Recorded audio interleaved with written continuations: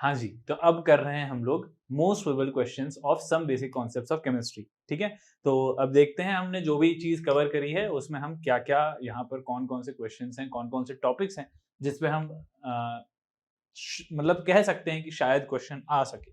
ठीक है, तो ध्यान से देखें कैसे अप्रोच करना है क्वेश्चंस को, वो अपन ध्यान से देखते हैं और शुरू करते हैं। चलो ये स्टार्ट करें। ठीक है, तो सबसे पहले आ रहा है ये question, how many significant figures are present in 0 point ये नंबर। अब देखो सिग्निफिकेंट फिगर्स वैसे तो हम लोगों ने इसको कवर नहीं किया है हमारे उसमें, लेकिन मैं तुम्हें ऐसे ही बता देता हूँ कि इस क्वेश्चन से ऐसे टाइप के क्वेश्चन हो तो हमेशा ध्यान रखो सिग्निफिकेंट फिगर्स, वो सिग्निफिकेंट मतलब जो काफी मायने रखते हैं वो नंबर। ठीक है, तो रूल्स होते हैं उसके कुछ, और जो इंपॉर्टेंट रूल्स हैं वो यही हैं कि जो भी मतलब जो भी जीरोज होते हैं, जो फर्स्ट जो जीरो होते हैं यहाँ पर इस क्वेश्चन के हिसाब से देखा जाए तो जो पहला नॉन जीरो नंबर होता है उसके जस्ट पहले वाले जितने भी नंबर, जितने भी जीरोज हैं वो सब फालतू के हैं, ऐसा माना जाता है। तो they are considered as insignificant, और जितने भी नॉन जीरो नंबर हैं वो सारे के सारे सिग्निफिकेंट होते हैं, और दो नॉन जीरो नंबर के बीच में जितने भी जीरोज हैं वो सारे सिग्निफिकेंट कहलाते हैं, और जितने ज्यादा zeros last non zero digit के बाद होगा वो सारे के सारे सिग्निफिकेंट कहलाएंगे। This is the main theme of this question. और अब यहाँ पर जैसा कि बोला गया था कि कितने सिग्निफिकेंट फिगर्स इसमें मौजूद हैं, तो हम देख सकते हैं कि इस लॉजिक के हिसाब से, उस कंसेप्ट के हिसाब से, जो फर्स्ट नॉन जीरो नंबर से पहले जितने भी जीरोज होंगे सारे के सारे इनसिग्निफिकेंट हैं। तो हमारे पास जितने भी नॉन जीरो नंबर्स हैं वही हमारे इनसिग्निफिकेंट नंबर्स होंगे। तो इनसिग्निफिकेंट फिगर सिग्निफिकेंट फिगर्स होंगे। सिग्निफिकेंट फिगर्स कितने हैं? 1 2 3, 3 ओनली 3। ठीक है, तो यहाँ पे आंसर हो जाएगा 3। ठीक है, ओके, समझ में आ गया, आगे बढ़ते हैं। Equal masses of H2O2 and methane have been taken in a container of volume V at temperature 27 degrees Celsius in identical conditions. ठीक है, the ratio of the volumes of the gases H2 is to O2 is to methane would be। तो यहाँ पर देखो क्या question पूछा है कि एक कंटेनर के अंदर, एक कंटेनर है उसके अंदर हम लोगों ने क्या क्या ले लिया है? H2 ले लिया है, O2 ले लिया है और CH4 यानी कि मीथेन ले लिया है। करेक्ट है, तो इसमें बोला गया है 27 डिग्री सेल्सियस से वॉल्यूम V है। ठीक है, अब इसमें उसने बोला है कि सबका इक्वल मास लिया गया है। क्या लिया गया है? इक्वल मास। मतलब अगर मैंने इसके x ग्राम्स लिए हैं, ग्राम्स में बात हो रही है, तो इसका भी x ग्राम्स है और इसके भी x ग्राम्स है, सभी के x ग्राम्स है। तो हमसे किस चीज का रेशो पूछा गया है? Ratio of the volumes. अब हम लोगों ने यहाँ पर, अगर तुम्हें याद हो, एवोगैड्रोस लॉ जो मैंने बताया था तुमको कि एवोगैड्रोस लॉ होता है जिसमें ये बोलता है कि volume is directly proportional to number of moles, यानी कि equal volume at constant temperature and pressure have equal number of moles of any gases. Equal volume of any gas contains equal number of particles, equal number of molecules, equal number of moles. ठीक है, तो यहाँ पर ये चीज वही logic है Avogadro's law का। क्या बोलता है, फिर से लिख देता हूँ, equal volume at constant temperature and pressure is directly proportional to n। ठीक है, तो ये है। अब इस हिसाब से अगर हम देखें तो हमको पूछा गया है वॉल्यूम का रेशो, लेकिन वॉल्यूम क्योंकि नंबर ऑफ मोल से डायरेक्टली रिलेटेड है तो हम ये कह सकते हैं कि जितना भी इसके नंबर ऑफ मोल्स होंगे वही उसी के प्रोपोर्शन में वॉल्यूम भी होने वाला है। फिर से रिपीट कर रहा हूं, जिस रेशो में नंबर ऑफ मोल्स होंगे उसी रेशो में वॉल्यूम भी होगा, क्योंकि volume and number of moles are directly related because of the Avogadro's law. Avogadro's law के हिसाब से, ठीक है, equal volume at constant temperature and pressure contains equal number of particles of any gas. ठीक है, तो ये चीज ध्यान रखना, एवोगैड्रोस लॉ से रिलेटेड है ये चीज। तो यानी कि वॉल्यूम, नंबर ऑफ मोल्स जिस भी रेशो में होंगे उसी रेशो में वॉल्यूम भी होगा। हमसे वॉल्यूम पूछा गया था, लेकिन हम नंबर ऑफ मोल्स का भी निकाल लेंगे तो भी सेम है। अब नंबर ऑफ मोल्स का रेशो कैसे निकालें? तो हमारे पास गिवन मास है, mass upon molar mass number of moles होता है, यही चीज हमने मोल कंसेप्ट में देखी थी। तो यहाँ पर हम बोल सकते हैं कि यहाँ पर अगर जो भी वॉल्यूम, देखो यहाँ पर क्या बोल रहा हूं मैं, volume of H2 is to volume of O2 is to volume of methane यानी कि CH4, ये किसके बराबर होगा? ये उसी के बराबर होगा जो नंबर ऑफ मोल्स H2 के हैं is to number of moles O2 के हैं is to number of moles CH4 के हैं।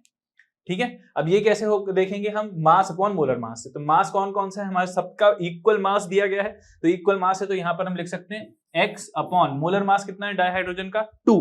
तो यहाँ पर हो जाएगा 2, क्योंकि डाइहाइड्रोजन ना, एक हाइड्रोजन का 1 होता है, 2 हाइड्रोजन के 2 होंगे, is to x upon O2 मतलब 16 2 जा 32।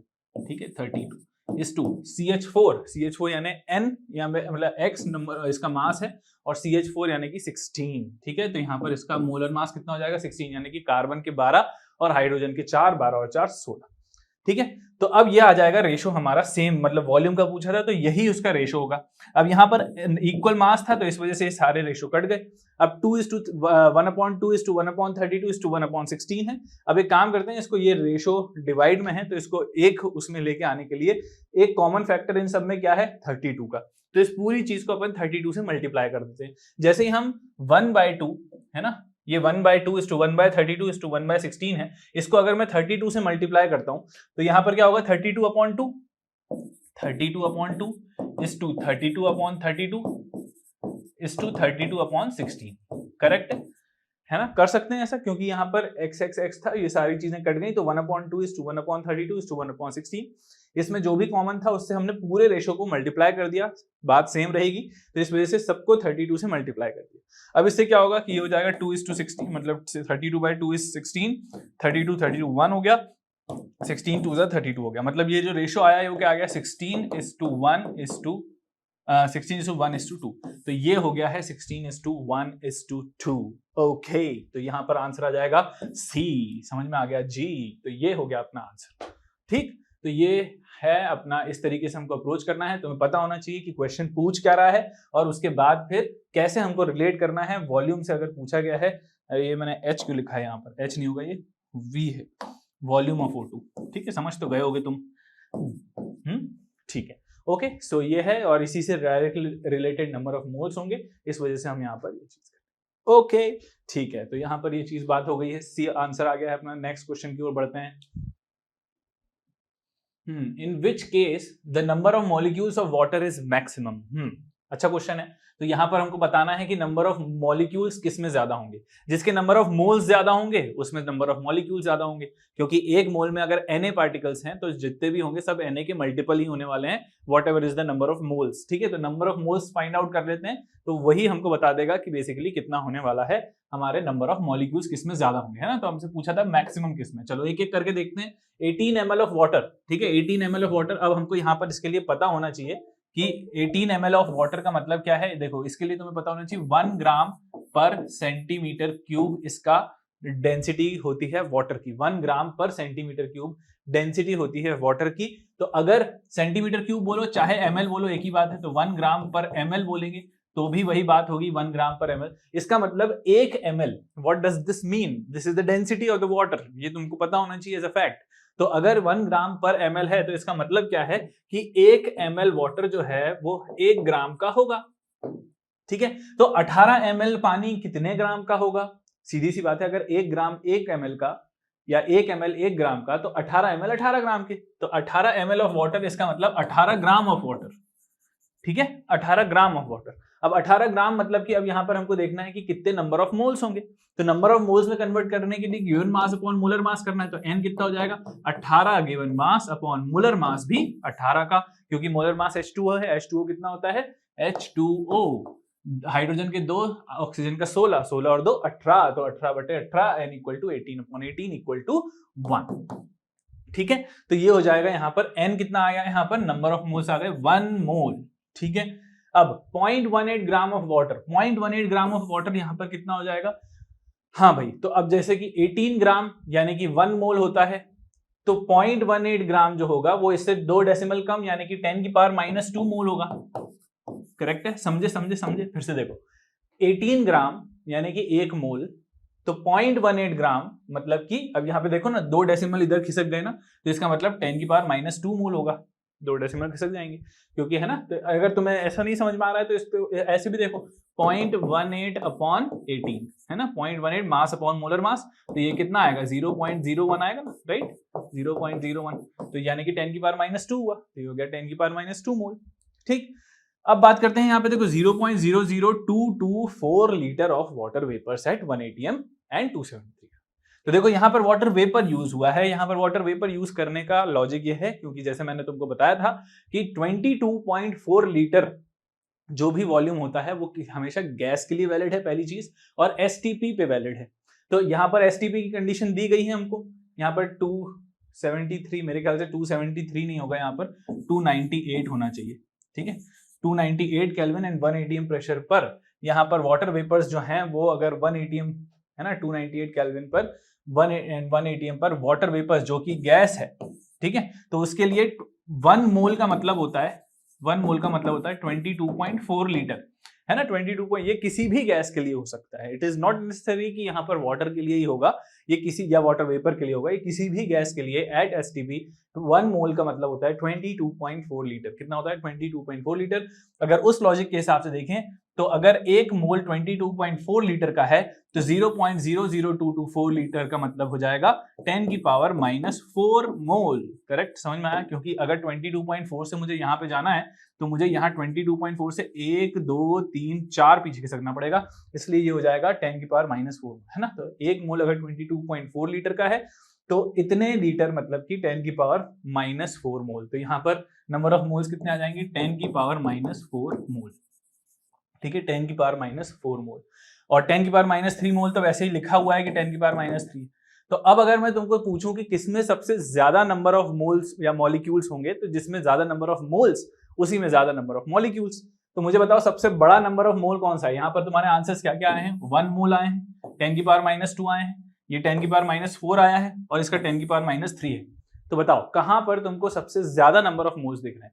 सीधी सी बात है 1 मोल वाले, क्योंकि यहाँ पर 10 की पावर -2 है, 10 की पावर -2 मतलब 0.01, 10 की पावर -4 मतलब 0.0001 और 10 की पावर -3 मतलब 0.001। तो इसका मतलब साफ है कि सबसे ज्यादा नंबर ऑफ मोल्स उसमें है और उसके बाद फिर इसमें और फिर उसमें। तो इस तरीके से अगर देखा जाएगा तो क्योंकि सबसे ज्यादा नंबर ऑफ मोल्स इसमें है तो सीधी सी बात है नंबर ऑफ मॉलिक्यूल्स भी इसमें ही ज्यादा होंगे, क्योंकि मोल से अगर हमको कन्वर्ट करना है तो हम यहाँ पर एवोगैड्रोस नंबर से मल्टीप्लाई कर देंगे। एग्जैक्टली निकालने की जरूरत नहीं है तुमको, क्योंकि यहाँ पर अगर तुम डायरेक्टली एवोगैड्रोस नंबर से भी मतलब उसको कंसिडर नहीं भी करोगे, नंबर ऑफ मोल्स निकाल लोगे तो भी तुम्हारा आंसर सेम ही आना है। तो क्योंकि 1 mole is the biggest among all या लार्जेस्ट अमंग ऑल, इस वजह से आंसर हमारा हो जाएगा ए। ठीक है, समझ में आया कैसे करना है, कैसे सोचना है? ठीक है, थोड़ा सा और क्विक होना पड़ेगा, अभी मैं तुमको बता रहा हूं तो शायद थोड़ा एक्सप्लेन ज्यादा कर रहा हूं, लेकिन तुमको ये चीज समझ में आनी चाहिए कि यहाँ पर जो भी चीज हो रही है ये हमको क्वेश्चन जब भी आएगा एग्जाम में तो हमको बहुत क्विक होना है, ठीक है। तो we have to think very fast, है ना। तो ये चीज तुम्हें 1 ग्राम पर ml पता होनी चाहिए कि 18 ml मतलब 18 ग्राम मतलब कि 1 मोल। इनफैक्ट तुम्हें n = 18/18 करने की जरूरत भी नहीं पड़नी चाहिए, क्योंकि बाय डिफॉल्ट तुम्हें पता होना चाहिए कि 18 ग्राम ऑफ वाटर मतलब कि 1 mole of water, because the molecular mass molar mass of water is 18 ग्राम। तो अगर वो चीज पता है तो मुझे नहीं लगता कि इसको करने में डायरेक्टली ऐसा कुछ करने की जरूरत पड़ेगी। वो तो मैंने तुम्हें करके बताया ताकि तुम्हें पता हो, सारी चीजें अपनी रिवाइज भी होती रहें कि number of moles mass upon molar mass होता है, ठीक है। तो बाकी ये सारी चीजें हैं, जैसे 0.18 है तो 2 पीछे जा रहा है, इसका मतलब 10 की पावर -2। यहाँ पर 22.4 लीटर अपन को पता होना चाहिए कि एक मोल होता है, तो यहाँ 4 पीछे जा रहे हैं तो 10 की पावर -4 होगा, 10 की पावर -। तो इस तरीके से तुम फास्ट कर सकते हो सेम क्वेश्चन को, ठीक है, और करना ही पड़ेगा, तुमको प्रैक्टिस करनी पड़ेगी उसके लिए, ठीक है बच्चों। आगे बढ़े, ठीक है, okay, all set, let's go. Rearrange the following 1 to 4 in the order of increasing masses। क्या बोला गया है अपन को? इंक्रीजिंग मासेस में जमाना है हमको, एटॉमिक मास हमको सभी का दिया गया है रिस्पेक्टिव। अब देख लेते हैं यहाँ पर 1 मॉलिक्यूल ऑफ ऑक्सीजन, तो 1 मॉलिक्यूल ऑफ ऑक्सीजन मतलब कि O2 मॉलिक्यूल, ठीक है। देखो मॉलिक्यूल ऑफ ऑक्सीजन है, अगर एटम ऑफ ऑक्सीजन होता तो हम केवल एक ऑक्सीजन लेते हैं यहाँ पर, लेकिन 1 मॉलिक्यूल ऑफ ऑक्सीजन है तो 1 मॉलिक्यूल ऑफ ऑक्सीजन मतलब कि देखो एक मॉलिक्यूल ऑक्सीजन का या जो एक मोल ऑक्सीजन का 32 ग्राम्स का होता है, ठीक है, 32 ग्राम्स का होता है। तो अपन को मास में ही पूछा गया है, तो हमको यहाँ पर सिंपली क्या करना है कि सारी चीजों को उसमें लेकर के आना है ना, सारी चीजों को मास में कन्वर्ट करना है। तो यहाँ पर अगर देखें तो ये हो जाएगा कितना, अगर एक मोल 1 मोल अगर यानी कि Na मॉलिक्यूल्स अगर 32 ग्राम के होते हैं तो एक मॉलिक्यूल कितने का होगा? सीधी सी बात है, अगर Na मॉलिक्यूल्स 32 ग्राम के हैं तो एक मॉलिक्यूल जो होगा वो 32/Na का होगा, ठीक है, बहुत सिंपल सी बात है। या ये कहेंगे कि 32/6.02 × 10 की पावर 23, ठीक है, 10 की पावर 23। ये बाय डिफॉल्ट मतलब ये चीज पता होगी अपन को, है ना। तो ये हो गया। तो इस हिसाब से देखें तो ये अप्रोक्सीमेटली अगर मैं इसको 6 भी मान लूं अभी के लिए, ठीक है, अभी इसके लिए इसको 6 मान लेते हैं, तो ये 6 × 10 की पावर 23 है, तो ये चीज ऊपर जाके हो जाएगी 32 लगभग 65 पॉइंट समथिंग समथिंग इंटू 10 की पावर माइनस 23 होगा। ठीक है, तो ये आ गया अपना इसका मास। अब यहाँ पर 1 एटम ऑफ नाइट्रोजन है। 1 एटम ऑफ नाइट्रोजन मतलब एक मोल नाइट्रोजन जो है वो 14 ग्राम का होता है। तो एक मोल जो है वो 14 ग्राम का है। तो एक मोल मतलब कि Na मॉलिक्यूल्स या Na एटम्स ऑफ नाइट्रोजन। तो Na एटम्स अगर 14 ग्राम्स के हैं तो यानी कि एक एटम कितने का होगा, एक एटम हो जाएगा 14 अपॉन Na। करेक्ट है, 14 अपॉन Na, यानी कि यहाँ पे हो जाएगा 14 अपॉन 6 इंटू 10 की पावर माइनस 23। ठीक है, तो 6 कितने जा होता है, 6 2 जा 12 है ना, तो ये हो जाएगा 2 पॉइंट समथिंग समथिंग इंटू 10 की पावर माइनस 23। तो अब सीधी सी बात है, यहाँ पर इन दोनों को लॉजिक से समझ में आ रहा है कि ये ज्यादा है, this 5 point something is more than this, है ना, क्योंकि 10 की पावर माइनस 23 है वो तो सेम है, लेकिन ये 5 है, ये 2 पॉइंट समथिंग है, तो 5 point something is greater than यहाँ पर ये। इतना समझ में आ गया।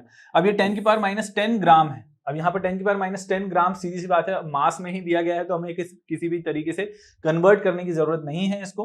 तो यहाँ पर अगर 10 की power minus 10 gram molecular weight of oxygen की बात करते हैं, तो 10 की power minus 10 gram molecular weight. देखो जब भी अपना यहाँ पे ग्राम मॉलिक्यूलर वेट यूज होना, तो ग्राम मॉलिक्यूलर वेट का मतलब, ये चीज एक नोट करके लिख लो कि ग्राम मॉलिक्यूलर वेट कहीं पे भी यूज होगा तो उसका मतलब क्या होता है, मॉलिक्यूलर या ग्राम एटॉमिक वेट का मतलब होता है मोल। ठीक है, तो उसको तुम मोल से रिप्लेस कर सकते हो। तो अगर 10 की power minus 10 gram molecular weight लिखा हुआ है तो 10 की पावर माइनस 10 मोल्स लिखा हुआ है, कुल मिला के ये बात।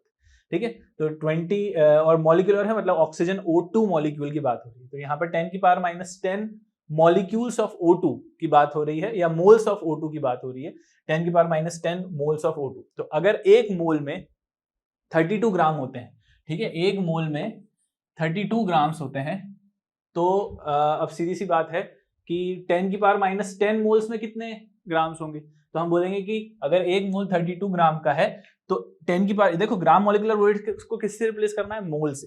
तो 10 की power minus 10 gram molecular weight मतलब 10 की पावर माइनस 10 मोल्स। तो अगर एक मोल O2 का 32 ग्राम का है तो 10 की पावर माइनस 10 मोल्स कितने के होंगे, सीधी सी बात है 32 इंटू 10 की पावर माइनस 10।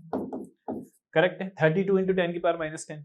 मानते हो ना ये बात, है ना, क्योंकि एक मोल अगर 10 की पावर, यहाँ एक मोल अगर 32 ग्राम का है तो 10 की पावर माइनस 10 इतने ग्राम का होगा। सीधी सीधी सिंपल सी बात है ना। अब यहाँ पर अगर 10 की power minus 10 gram atomic weight की बात हो रही है, now this is gram atomic weight, यानी कि एक मोल कॉपर एटम का, ठीक है, एक मोल कॉपर एटम जो है वो कितने अपन को दिए गए हैं, 10 की पावर माइनस 10 दिए गए हैं। ग्राम एटॉमिक वेट मतलब नंबर ऑफ मोल्स ही उतने, बट क्योंकि यहाँ पर number of moles of atoms, gram molecular weight मतलब कि number of moles of molecule O2। अगर यहाँ पर एटॉमिक वेट लिखा होता तो हम यहाँ पर ऑक्सीजन एटम कंसिडर करते, यहाँ पर 16 हो जाता, ठीक है, बाय दैट लॉजिक। लेकिन यहाँ पर ग्राम मॉलिक्यूलर वेट लिखा था इसलिए हमने यहाँ पर O2 कंसिडर किया, यहाँ पर 32 इंटू 10 की पावर माइनस 10 लिया। ओके, तो ये चीज ध्यान रखना है तुमको। और ग्राम एटॉमिक वेट है, एटॉमिक वेट मतलब कि यहाँ पर कितना हो जाएगा, यहाँ पर कॉपर का एक मोल का अगर 63, यहाँ पे दिया हुआ है देखो एटॉमिक मास 63 दिया गया है, तो एक मोल कॉपर का 63 ग्राम होता है, तो 10 की पावर माइनस 10 का कितना होगा, सीधी सी बात है 63 इंटू 10 की पावर माइनस 10 होगा। ठीक है, समझ में आ गया। तो ये चीज इसका मास हो गया। अब हमको अरेंज करना है इसको, कौन ज्यादा कौन छोटा। अब सीधी सी बात है कि यहाँ पर 10 की पावर माइनस 10 वाले जो हैं वो बड़े नंबर्स हैं एज कंपेयर टू 10 की पावर माइनस 23। 10 की पावर माइनस 23 मतलब 0, 10 की पावर माइनस मतलब 5 से यहाँ पर कितना पीछे, 23 पीछे, और यहाँ पर 10 ही पीछे है, तो इसका मतलब ये बड़ा नंबर है। 10 की पावर माइनस 10 वाले जो हैं वो बड़े नंबर्स हैं एज कंपेयर टू 10 की पावर माइनस 23। ठीक है, तो अब अगर मैं इन दोनों में कंपेयर करूं तो सीधी सी बात है 63 वाला एक बड़ा नंबर है और 32 वाला यहाँ पर छोटा नंबर है एज कंपेयर टू इन दोनों में अगर बात की जाएगी, और बाकी इनको इनसे कंपेयर करेंगे तो ये वाले ज्यादा ही हैं। अब हमको इंक्रीजिंग मास में जमाना है, मतलब हमको सबसे छोटा मास पहले लेना है, तो सबसे छोटा मास यहाँ पर ये है, यानी कि 2 यहाँ पर सबसे छोटा। उसके बाद फिर आएगा क्या, फिर आएगा अपना 1, ठीक है, क्योंकि यहाँ पर ये 10 की power minus 23 but it is larger. फिर बात आती है यहाँ पर, अब इन दोनों की बारी आएगी, तो इन दोनों में कौन छोटा है, 32 वाला छोटा है, यानी कि 3, और उसके बाद फिर 4। तो ये ऑर्डर हो जाएगा हमारा 2134। तो कहाँ पे आ रहा है 2134? पहले में ही है 2134। तो इस तरीके से हमको यहाँ पर सोचते बनना चाहिए। हमको ग्राम मॉलिक्यूलर वेट का मतलब, तो इस क्वेश्चन से तुम क्या सीखे? इस क्वेश्चन से हमको ये सीखने को मिलता है कि ग्राम मॉलिक्यूलर वेट हो चाहे ग्राम एटॉमिक वेट लिखा हो, तो वो एक मोल की बात करता है। ठीक है, ग्राम मॉलिक्यूलर वेट का मतलब है एक मोल मॉलिक्यूल, और ग्राम एटॉमिक वेट का मतलब है एक मोल एटम। ठीक है, तो ये चीज है। तो अगर तुम इतना क्लियर है और तुम समझ पाए हो कि ये कैसे निकाला है हमने, तो वेल एंड गुड, बहुत अच्छी बात है। और नहीं तो फिर एक बार और देखना, प्रैक्टिस करोगे आ जाएगा। हो सकता है तुम्हें ऐसा लग रहा हो कि अरे क्या हो क्या रहा है यार, लेकिन हो जाएगा। थोड़ा सब्र रखो। अगर तुमने यहाँ पे वो क्वेश्चन है या जो अपना रिवीजन लेक्चर है, क्रैश लेक्चर है, वो लेक्चर देखा होगा तो तुम्हें क्लियर हो जाएगा कि हम क्या कह रहे हैं दरअसल। ठीक है, तो ये चीज अगर तुम्हें मोल कंसेप्ट क्लियर है, मोलर मास का कंसेप्ट क्लियर है, तो ये चीज ये चीज लिखी है मोलर मास। ठीक है, तो तुम्हें क्लियर हो जाएगा, कोई दिक्कत नहीं आएगी। ठीक है, तो चलो आगे बढ़ते हैं अपन। If Avogadro's number Na is changed from 6.022 into 10 की power 23 per mole to 6.022 into 10 की पावर 20, तो यहाँ पे देखो, यहाँ पे 23 से यहाँ पे 20 हो गया है, तो दिस वुड चेंज, ये क्या चेंज करेगा?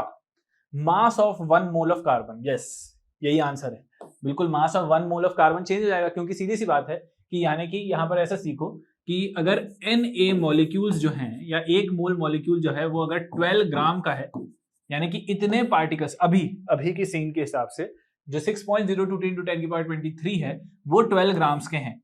तो अब सीधी सी बात है, अगर हम यहाँ पर 10 की पावर 20 नंबर ऑफ मोल्स ले लेंगे, तो इससे तो हमने कम ही लिया ना, वो 12 ग्राम के बराबर तो होगा नहीं, 12 ग्राम से कम ही होने वाला है। ठीक है, तो हमको सबसे पहले निकालना पड़ेगा कि भाई एक मोल जो है उसका मोलर मास कैसे चेंज होगा। कि भाई यहाँ पर अगर तो 1 मॉलिक्यूल जो रहेगा, 1 मॉलिक्यूल वो या 1 मोल कितने नहीं, 1 एटम की बात, तो 1 एटम कार्बन जो रहेगा वो कितने का हो जाएगा? हो जाएगा 12/6.02 इंटू 10 की पावर 23 का, है ना, 10 की पावर 23 का हो जाएगा, ये एक एटम का। लेकिन अब हमारे पास एक मोल में कितने हैं? 6.022 इंटू 10 की पावर 20 है, यानी कि एक एटम अगर इतने का है तो 6.02 इंटू, या इसको ऐसे कह सकते हैं 6.02 इंटू 10 की पावर 20। तो यहां से ये कटा 10 की पावर 23, यहाँ पे आ जाएगा 12 इंटू 10 की पावर -3। तो देखो कितना कम हो गया ये, है ना, 12 इंटू 10 की पावर -3 फैक्टर से ये चीज कम हो जाएगी।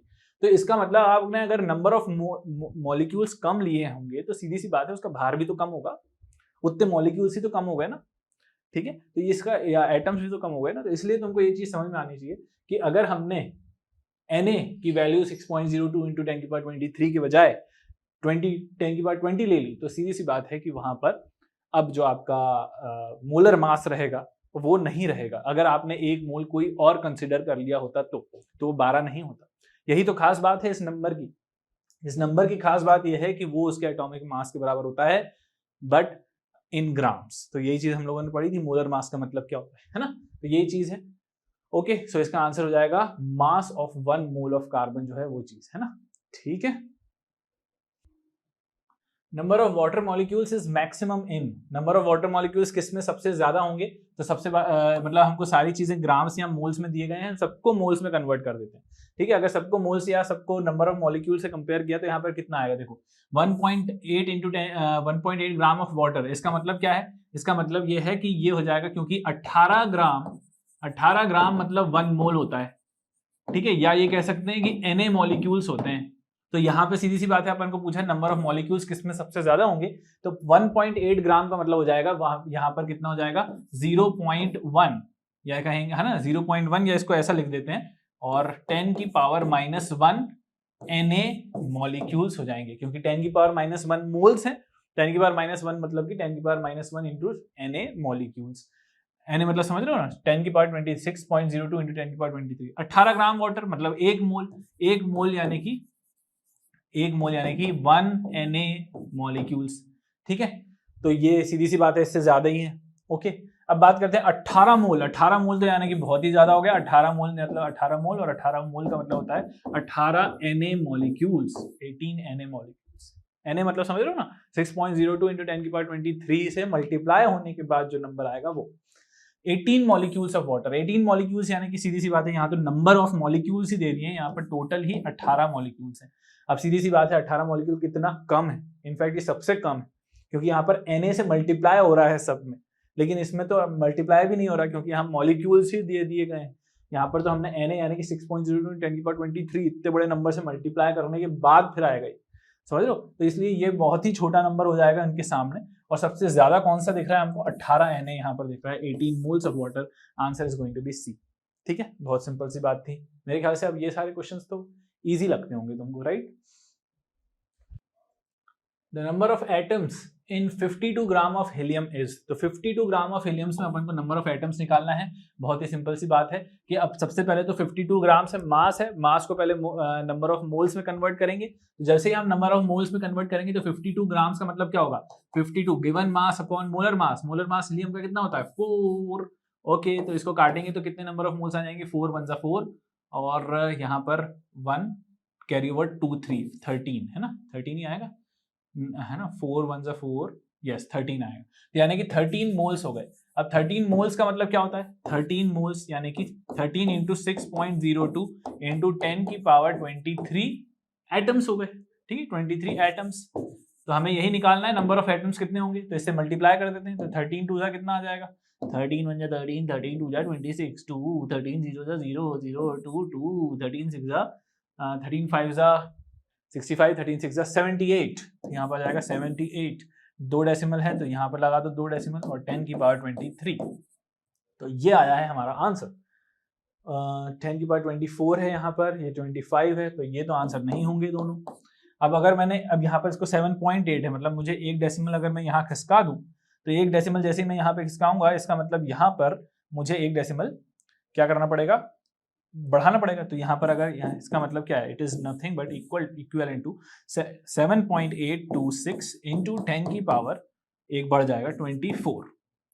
करेक्ट है, ये नहीं आया, देखो कैसे करेंगे। यहाँ पर देखो, इसको अगर तुम्हें करना है, इसको यहाँ से अपन को ये लेकर के आना है, तो क्या करा करो कि डिवाइड बाय 10 मल्टीप्लाई बाय 10। कितनी पोजीशन खिसकानी है पहले वो तय करो। हमको एक पोजीशन खिसकानी थी पीछे की तरफ, तो कैसे खिसकेगी, अगर इसको डिवाइड बाय 10 कर दिया जाए किसी तरीके से। तो अगर मैंने यहाँ पर 78.26 को डिवाइड बाय 10 किया है, तो ऐसे कुछ भी तो कर नहीं सकते अपन हर कुछ। तो अपन को क्या करना पड़ेगा, अगर अपन 10 से डिवाइड कर रहे हैं तो अपन को 10 से मल्टीप्लाई भी करना पड़ेगा। तो 10 से मल्टीप्लाई करो। अब ये वाली चीज तो हमको 7.826 दे देगी क्योंकि हमने डिवाइड बाय 10 कर दिया है, लेकिन ये जो मल्टीप्लाई 10 हुआ है ये 10 की पावर 23 के साथ मिलकर के 1 बढ़ा देगा। तो इसलिए यहाँ पर 10 की पावर 24 आया है। तो इस वजह से हम यहाँ पर, है ना, ये चीज मैं इसलिए बता रहा हूँ। वैसे तो जिसको प्रैक्टिस है वो यहाँ से यहाँ डायरेक्टली आ सकता है, लेकिन जिसको नहीं है वो कैसे यहाँ पर दिमाग लगाए कि कई बार कंफ्यूजन हो जाएगा। मान लो कि यहाँ पर लिखा होता 22, तो अब तुमको समझ में नहीं आता कि भाई 23 का, हमको ये तो समझ में आ रहा है कि यहाँ पर 1 डेसिमल खसक रहा है। अब यहाँ पर खसकाने के बाद तुम ये 10 की पावर 23 को 22 की तरफ ले जाओ, 10 की पावर 24 की तरफ ले जाओ, यहाँ पे तुम फंस सकते हो। तो इस वजह से मैंने बता दिया कि तुम कैसे यहाँ पर ये चीज सही कर सकते हो। तो अगर तुम्हें पता करना है भाई, तुम्हें ये पता है कि भाई एक खिसकाना ही है, तो यहाँ पर एक खिसकाने के लिए सबसे पहले तो, और कितने खिसकाना है, 1 खिसकाना है। ठीक है, तो 1 खिसकाना है तो इसको पहले तो डिवाइड बाय 10 करो, मल्टीप्लाई। अगर यहाँ पर 2 खिसकाने होते तो 100 से डिवाइड 100 से मल्टीप्लाई करते, ऐसे करते, राइट। तो यहाँ पर हमको 10 से डिवाइड किया, 10 से। अब यहाँ पर हमको कौन सी चीज, मल्टीप्लायर 10 और डिवाइड बाय 10 में से कौन सी चीज है जो हमको 7 मतलब 1 डेसिमल पीछे खिसकाएगी। सीधी सी बात है, डिवाइड बाय 10। तो डिवाइड बाय 10 हमको अगर पीछे खिसका रहा है तो मल्टीप्लाई बाय 10 जो है वहां चढ़ जाएगा। तो 10 की पावर 23 से मल्टीप्लाई हो जाएगा 10, तो हो जाएगा 10 की पावर 24। तो आंसर बनेगा सी। समझ में आ गया जी? ओके, आगे बढ़ते हैं। 2 gram of oxygen contains number of atoms equal to that in. तुम लोग पॉज करके ट्राई तो कर दो ना, भाई कर लिया करो यार। ठीक है, 2 gram of oxygen contains number of atoms equal to that in. तो ठीक है, तो क्या मतलब है, 2 ग्राम ऑफ ऑक्सीजन जो है वो contains number of atoms equal to. तो देखो, अगर हमें पता है कि एक जो ऑक्सीजन है या उसका जो मोलर मास है ऑक्सीजन का वो कितना है, 16। ठीक है, तो इसका मतलब क्या है कि 1 मोल मतलब कि 16 ग्राम। ठीक है, तो 1 ग्राम मतलब कि 1/16 मोल, और 1/16 मोल अगर 1 ग्राम का है तो यहाँ पर 2 ग्राम दिया गया है, तो ये कितना हो जाएगा, 2/16 यानी कि 1/8 मोल्स हो जाएंगे। 1/8 मोल्स हो जाएंगे। तो अब हमको यहाँ पर देखना है कि इसमें कितने नंबर ऑफ इसके इक्विवेलेंट नंबर ऑफ एटम्स किसमें ज्यादा होंगे। करेक्ट है। तो अगर हमने यहाँ पर ऑक्सीजन के 2 ग्राम ऑक्सीजन के नंबर ऑफ एटम्स निकाल लिए हैं या number of moles of atom, देखो तुम लोग सोच रहे होगे कि सर इसमें अपन मल्टीप्लाई क्यों नहीं कर रहे 6 पॉइंट, क्योंकि सभी के लिए वो सेम रहने वाला है। 1 मोल इज गोइंग टू, या इसको ऐसे लिख लो अगर तुम्हें कंफ्यूजन है तो इसको अपन ऐसे लिख सकते हैं Na/8 मॉलिक्यूल्स या Na/8 एटम्स। ठीक है, तो 1/8 मोल का मतलब Na/8 है, तो Na तो सब में सेम ही रहना है ना। तो इसलिए मैं अगर नंबर ऑफ मोल्स निकाल लेता हूँ, उनका फ्रैक्शन निकाल लेता हूँ कि कितने मोल्स अवेलेबल हैं सभी के, और उससे कंपेयर कर लेते हैं कि जिसका आंसर 1/8 आ गया वो हमारा आंसर हो जाएगा। तो सबको अपन को क्या करना है, नंबर ऑफ मोल्स में कन्वर्ट करना है। तो सबसे पहले मैं 4 ग्राम ऑफ सल्फर की बात करते हैं।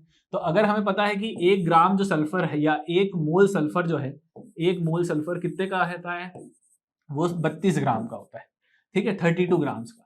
तो अब सीधी सी बात है कि 1 ग्राम कितने का होगा, 1 ग्राम मतलब कि 1/32 होगा। और अगर हमसे 1 ग्राम 1/32 का है, यहाँ पे 4 ग्राम लिखा है मतलब कि 4/32 हो जाएगा, है ना, क्योंकि 1 ग्राम अगर 1/32 मोल्स हैं तो 4 ग्राम्स कितने हो जाएंगे, 4/32। 4/32 मतलब 1/8, यही आया 1/8 मोल्स, यानी कि Na/8 मॉलिक्यूल्स या Na/8 एटम्स, यही आंसर हो जाएगा क्योंकि यही चीज मैच कर रही है इससे 1/8। बाकी चीजें भी एक बार करके देख लो। 7 ग्राम ऑफ नाइट्रोजन, तो एक मोल नाइट्रोजन 14 ग्राम का होता है, 14 ग्राम्स का होता है। तो अब सीधी सी बात है, एक मोल जो 1 ग्राम होगा उसमें 1/14 मोल्स आएंगे। अगर 1/14 मोल्स 1 ग्राम में है तो 7 में हो जाएंगे 7/14, यानी कि 7/14 आएगा इसका आंसर। 7/14 का मतलब क्या होता है 18, 1/2, तो 1/2 मोल्स आ रहे हैं। तो ये इसके बराबर नहीं है, 1/8 के बराबर होना चाहिए था। अपना आंसर ऑलरेडी आ चुका है, लेकिन मैं तुम्हें बता रहा हूँ कि और कैसे कर सकते। तो 0.5 ग्राम ऑफ हाइड्रोजन, तो अगर एक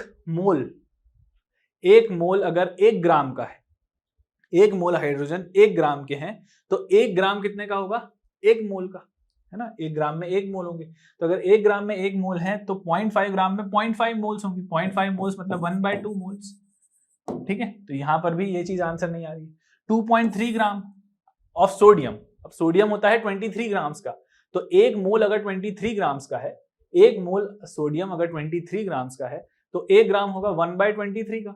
अगर 1 मोल 1/23, 1 ग्राम जो है 1/23 मोल्स का है, तो 2.3 ग्राम में कितने होंगे, 2.3/23, यानी कि 1/10 मोल्स हो जाएंगे। तो और हमें क्या चाहिए था, हमें तो 1/8 चाहिए था, तो सिर्फ ए में आ रहा है। करेक्ट।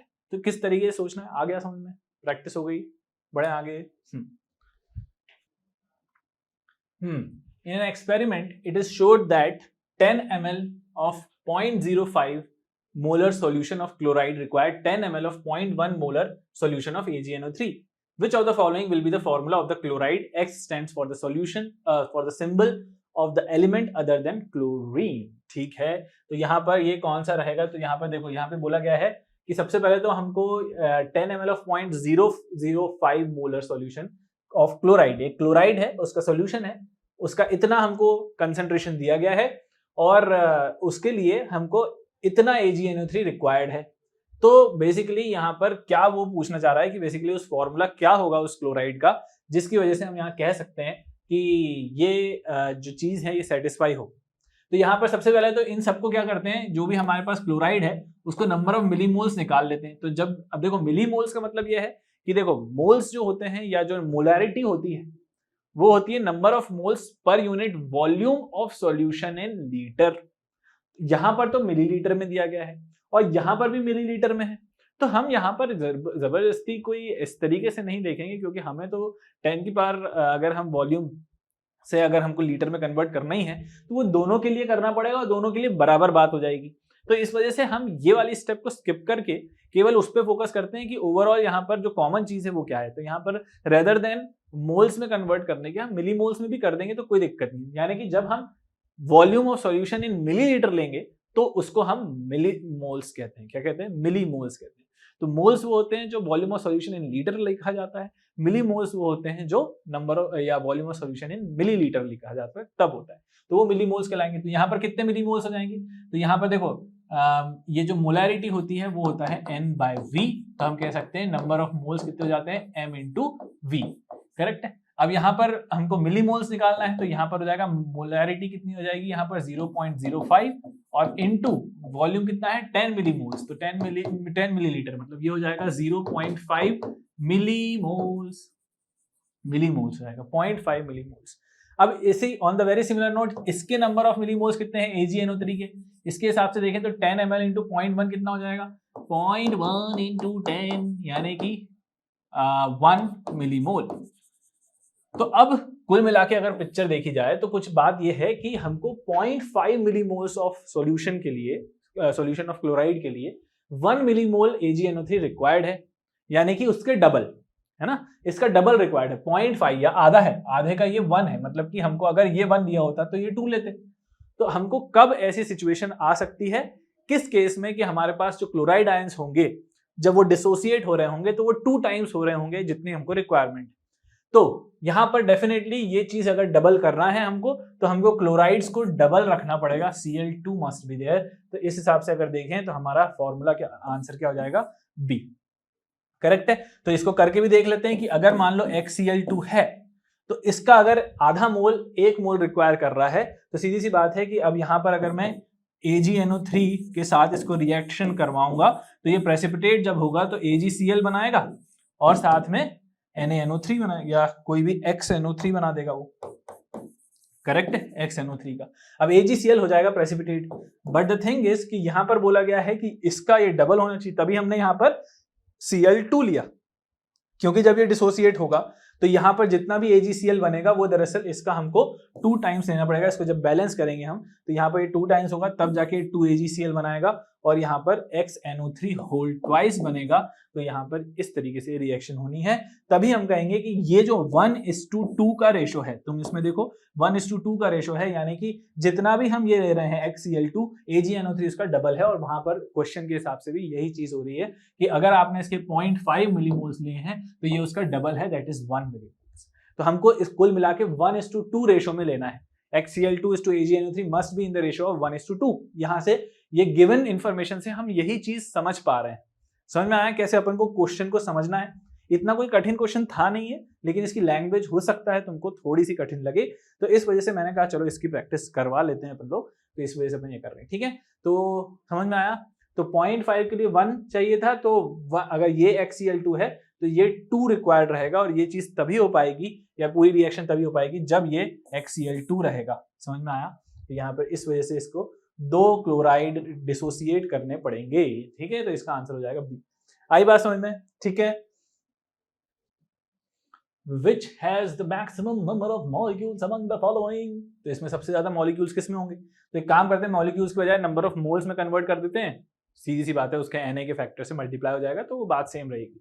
ओके, तो let's compare the number of moles, 44 gram of carbon dioxide, यानी कि इसको अगर मैं given mass upon molar mass के हिसाब से चलूं तो number of moles find out करने हैं, तो यहाँ पर 44 ग्राम CO2, 1 मोल CO2 का मोलर मास, यानी कि कार्बन डाइऑक्साइड का मोलर मास कितना होता है 44। कैसे आया, कार्बन का 12 और ऑक्सीजन के 32 और 12 44। हिंदी में बोलूं, इंग्लिश में बोलूं कि कार्बन का 12, ऑक्सीजन का 16, 32 और 12 इज 44, यानी कि 1 मोल कार्बन डाइऑक्साइड 44 ग्राम्स की ही है। अगर 1 मोल 44 ग्राम्स की है तो यहाँ 44 ग्राम से दिए गए हैं, मतलब ये 1 मोल ही दिया गया है, ठीक है। अब ये 48 ग्राम O3, ना O3 का मोलर मास कितना होता है, 1 ऑक्सीजन 16 की, तो 3 ऑक्सीजन 48 के 16 3 48। अब 48 ग्राम ही दिया गया है, मतलब हमको 1 मोल ही दिया गया है। 8 ग्राम H2, अब देखो 1 मोल H2 जो है वो कितने का होगा, हाइड्रोजन 1 का, 2 हाइड्रोजन H2 2 के, मतलब ये 2 ग्राम का 1 मोल। अगर 2 ग्राम का 1 मोल तो 8 ग्राम कितने के, 8/2, 8/2 बोले तो 4 मोल, ठीक है। और 64 ग्राम SO2 सल्फर 32 ग्राम का होता है, ऑक्सीजन 16 का होता है, 2 ऑक्सीजन 32 के होंगे और 32 मिलकर के 64 ग्राम होंगे। तो 64 ग्राम इसका मोलर मास हो गया और 64 ग्राम ही दिया गया है, मतलब दरअसल ये नंबर ऑफ मोल्स 1 मोल ही होने वाले हैं। तो इसको भी अपन ने नंबर ऑफ मोल्स को mass upon molar 64/64 that is 1 कर लिया। समझ में आ रहा है मैं क्या बोल रहा हूँ, रिलेट तो कर पा रहे हो ना। देखो ये 44 ग्राम था 1 मोल था, ये 48 ग्राम था ये भी 1 मोल का है मास है, लेकिन ये 8 ग्राम जो है ये 4 मोल का है और यहाँ पर ही। तो अगर हम maximum number of molecules compare करेंगे तो सीधी सी बात है, जिसमें नंबर ऑफ मोल्स ज्यादा उसमें नंबर ऑफ मॉलिक्यूल्स ज्यादा। तो अगर यहाँ पर 1 मोल है तो यहाँ पर Na मॉलिक्यूल्स होंगे और यहाँ पर 4 into Na मॉलिक्यूल्स होंगे। 4 into Na मॉलिक्यूल्स मतलब हमारा आंसर यही हो जाएगा कि सबसे ज्यादा नंबर ऑफ मॉलिक्यूल्स हमको 8 ग्राम H2 में मिलेंगे। ओके इजी, आगे बढ़ें। The number of atoms in 0.1 mole of a triatomic gas is, तो यहाँ पर देखो बच्चों, यहाँ पर क्या बोला है, ट्राइएटॉमिक गैस। ट्राइएटॉमिक मतलब कोई ऐसी गैस जो ट्राइएटॉमिक है, ठीक है। तो जैसे कि जिसमें 3 एटम है, तो अपन मान लेते हैं कि A3 टाइप कोई सी गैस है, सम गैस A3 जिसमें से 3 एटम है, हर एक एटम में 3, जैसे carbon dioxide CO2 is also triatomic gas, ठीक है। तो अब उसके लिए खैर अपन को नंबर ऑफ एटम्स पूछे गए, मतलब एक मॉलिक्यूल में अगर 3 एटम है तो 0.1 में कितने होंगे। तो 0.1 का मतलब होता है बच्चों 10 की पावर -1 into Na molecules। तो यहां पर हो जाएंगे 10 की पावर -1 into Na molecules, और हर एक मॉलिक्यूल में 3 एटम। तो यहां पर हमको नंबर ऑफ एटम्स पूछा गया है तो इसको into 3 कर देंगे, करेक्ट है। तो हमको कुल मिला के यही चीज सॉल्व करनी है। तो 3 into 10 की पावर -1 into Na। फिर से बताऊं देखो 0.1 मतलब 10 की पावर -1 मोल। अब अगर यहाँ पर इतने मोल्स हैं, इतने मोल्स मतलब कितने मॉलिक्यूल्स, तो 10 की पावर -1 into Na मॉलिक्यूल्स। अगर 10 की पावर Na मॉलिक्यूल्स हैं तो ये चीज तो मॉलिक्यूल होगी, लेकिन एक मॉलिक्यूल में 3 एटम है क्योंकि ट्राइएटॉमिक बोला गया है। तो सीधी सी बात है, हमें नंबर ऑफ एटम्स पूछा गया है, इसलिए हम हर एक को 3 से मल्टीप्लाई कर देंगे, ठीक है। तो इसलिए नंबर ऑफ एटम्स टोटल जो आ जाएंगे वो ये आ जाएंगे। अब इसको कर देते हैं सॉल्व। तो ये हो जाएगा Na कितना हो जाएगा 6, देखो लिखा गया है 6.02 into 10 की पावर 23, ये Na हो गया into 10 की पावर -1 into 3, करेक्ट है। तो इसको सॉल्व करते हैं तो ये 3 इससे मल्टीप्लाई होगा तो क्या हो जाएगा 3 2 6 0 0 6 18 18.06 into 10 की पावर 23 से 1 कम तो 22, तो ठीक है। तो ये हो जाएगा। हाँ भाई, तो एक भी नहीं है। तो यहाँ पर दरअसल यहाँ पर अगर फिर वही बात हो गई, देखो अब यहाँ पर मैंने तुम्हें बताई है ये चीज कैसे करना है। तो अब हमको यहाँ पर एक खिसकाना है। जब हम एक खिसकाएंगे तो अब हमको एक खिसकाने के लिए क्या करना पड़ेगा, अब ये प्लस जाएगा कि माइनस जाएगा, कैसे करेंगे, बाय 10 into 10, बाय 10 करो और इंटू 10 करो। अब बताओ एक पीछे कब जाएगा, सीधी सी बात है बाय 10 से जाएगा।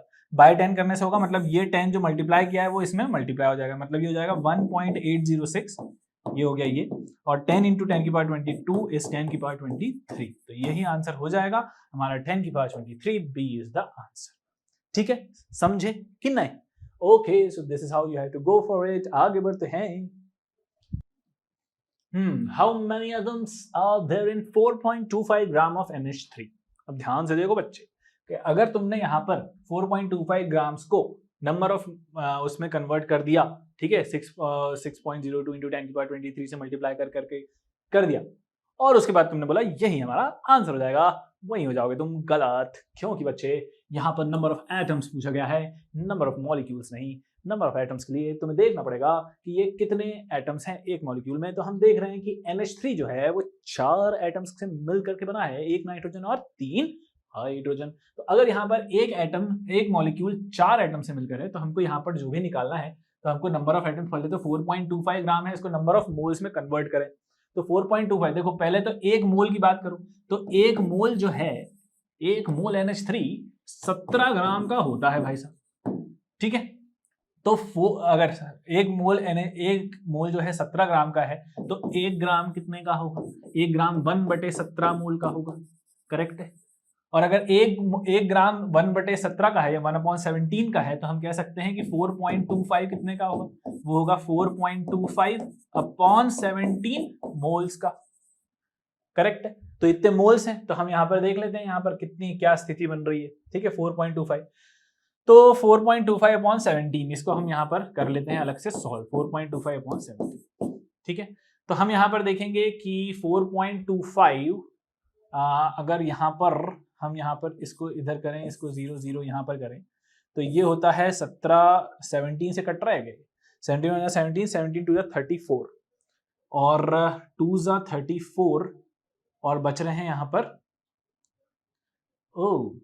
17 8, ओ यस कट रहा है, 17 1 0 0 और 17 2 34, 8 कैरी ओवर 85 आएगा, 85 यानी 17 5 85, तो ये 25/100 मतलब 1/4 1/4 क्या आ गया यहाँ पर, मोल्स आ गए, यानी 4.25/17 मतलब कि 1/4 मोल्स हो गए, 1/4 मोल्स, यानी कि 4.25 ग्राम ऑफ NH3 में कितने मोल्स हैं, 1/4 मोल्स। अब हमसे पूछा गया है कितने एटम्स होंगे, तो अगर एक मोल में 6.02 इंटू 10 की पावर 23, या कह सकते हैं इंटू 6 इंटू 10 की पावर 23 मॉलिक्यूल्स होंगे NH3 के। लेकिन मॉलिक्यूल्स चलना चाहिए हमको, तो एटम्स चाहिए ना, तो इसलिए हमको क्या करना पड़ेगा, इंटू 4 और करना पड़ेगा, क्योंकि एक मॉलिक्यूल में 4 एटम है, तो इतने मॉलिक्यूल में 4 इंटू इतने एटम्स होंगे। यानी कि अगर मैं 4 और 4 कैंसिल आउट कर दूं तो आंसर कितना आया, 6.02 6 इंटू 10 की पावर 23, यही हमारा आंसर हो जाएगा। आंसर इज ए। ठीक है, तो यहां पे हो जाएगा आंसर। इस तरीके से करना है, आना चाहिए तुमको। हाँ, find the empirical formula of the compound containing a metal M equal to 68%, atomic mass उसका 34 दिया गया है, एंड रिमेनिंग 32% इज ऑक्सीजन। ठीक है भाई, तो यहाँ पर हमको एम्पिरिकल फॉर्मूला और मॉलिक्यूलर फॉर्मूला का क्वेश्चन है ये। ठीक है, तो अब हमको पता है कि एम्पिरिकल फॉर्मूला वो होता है जो सिंपलेस्ट रेशो में होता है। तो ठीक है, अपन को सिंपलेस्ट रेशो में करना है, तो सबसे पहले देखो इस टाइप के क्वेश्चन करने का क्या तरीका है कि सबसे पहले तो लिख लो कौन कौन से एलिमेंट्स हैं M और O। यहाँ पर ये कितना परसेंट दिया गया है, 68%, तो ये लोग 68%, और ये कितना हो जाएगा 32%, रिमेनिंग 32%।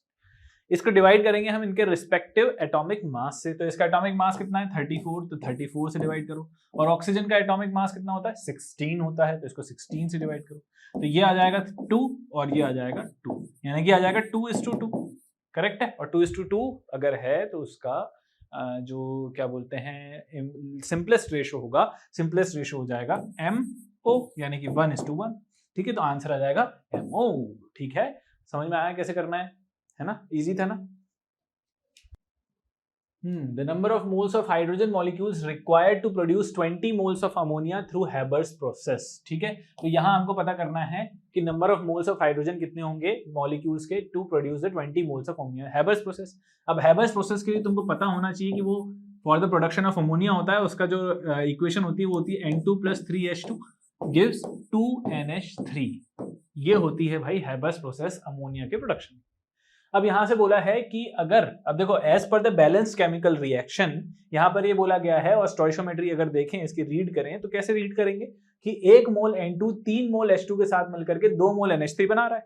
फिर से कि 1 मोल N2 3 मोल H2 के साथ मिलकर के 2 मोल NH3 बना रहा है। ये हो गई इसकी क्या बोलते हैं हाउ टू रीड द, और ये कह सकते हैं कि NH3 2 मोल NH3 की रेसिपी हो गई। ठीक है, तो अब हमसे बोला गया है कि अगर हमें 20 मोल्स ऑफ अमोनिया प्रोड्यूस करना है, मतलब अगर हम चाहते हैं कि इसके 20 मोल बने, तो हमको हाइड्रोजन के कितने मोल्स चाहिए रहेंगे, यही पूछा गया, the number of moles of hydrogen molecules, यानी कि ये चीज कितनी चाहिए रहेगी।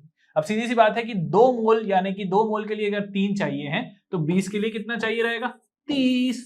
ओके, सीधी सी बात है, सिंपल एज दैट, राइट। तो आंसर क्या हो जाएगा इसका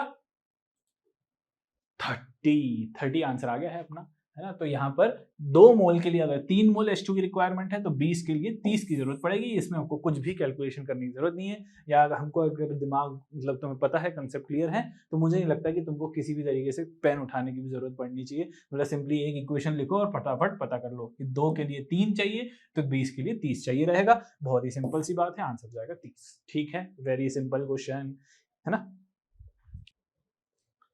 The density of 2 molar aqueous solution of NaOH is 1.28 ग्राम पर centimetre cube. The molality of the solution is, तो ठीक है, हमको यहाँ पर मोलैरिटी दी गई है, हमको मोलैलिटी निकालना है।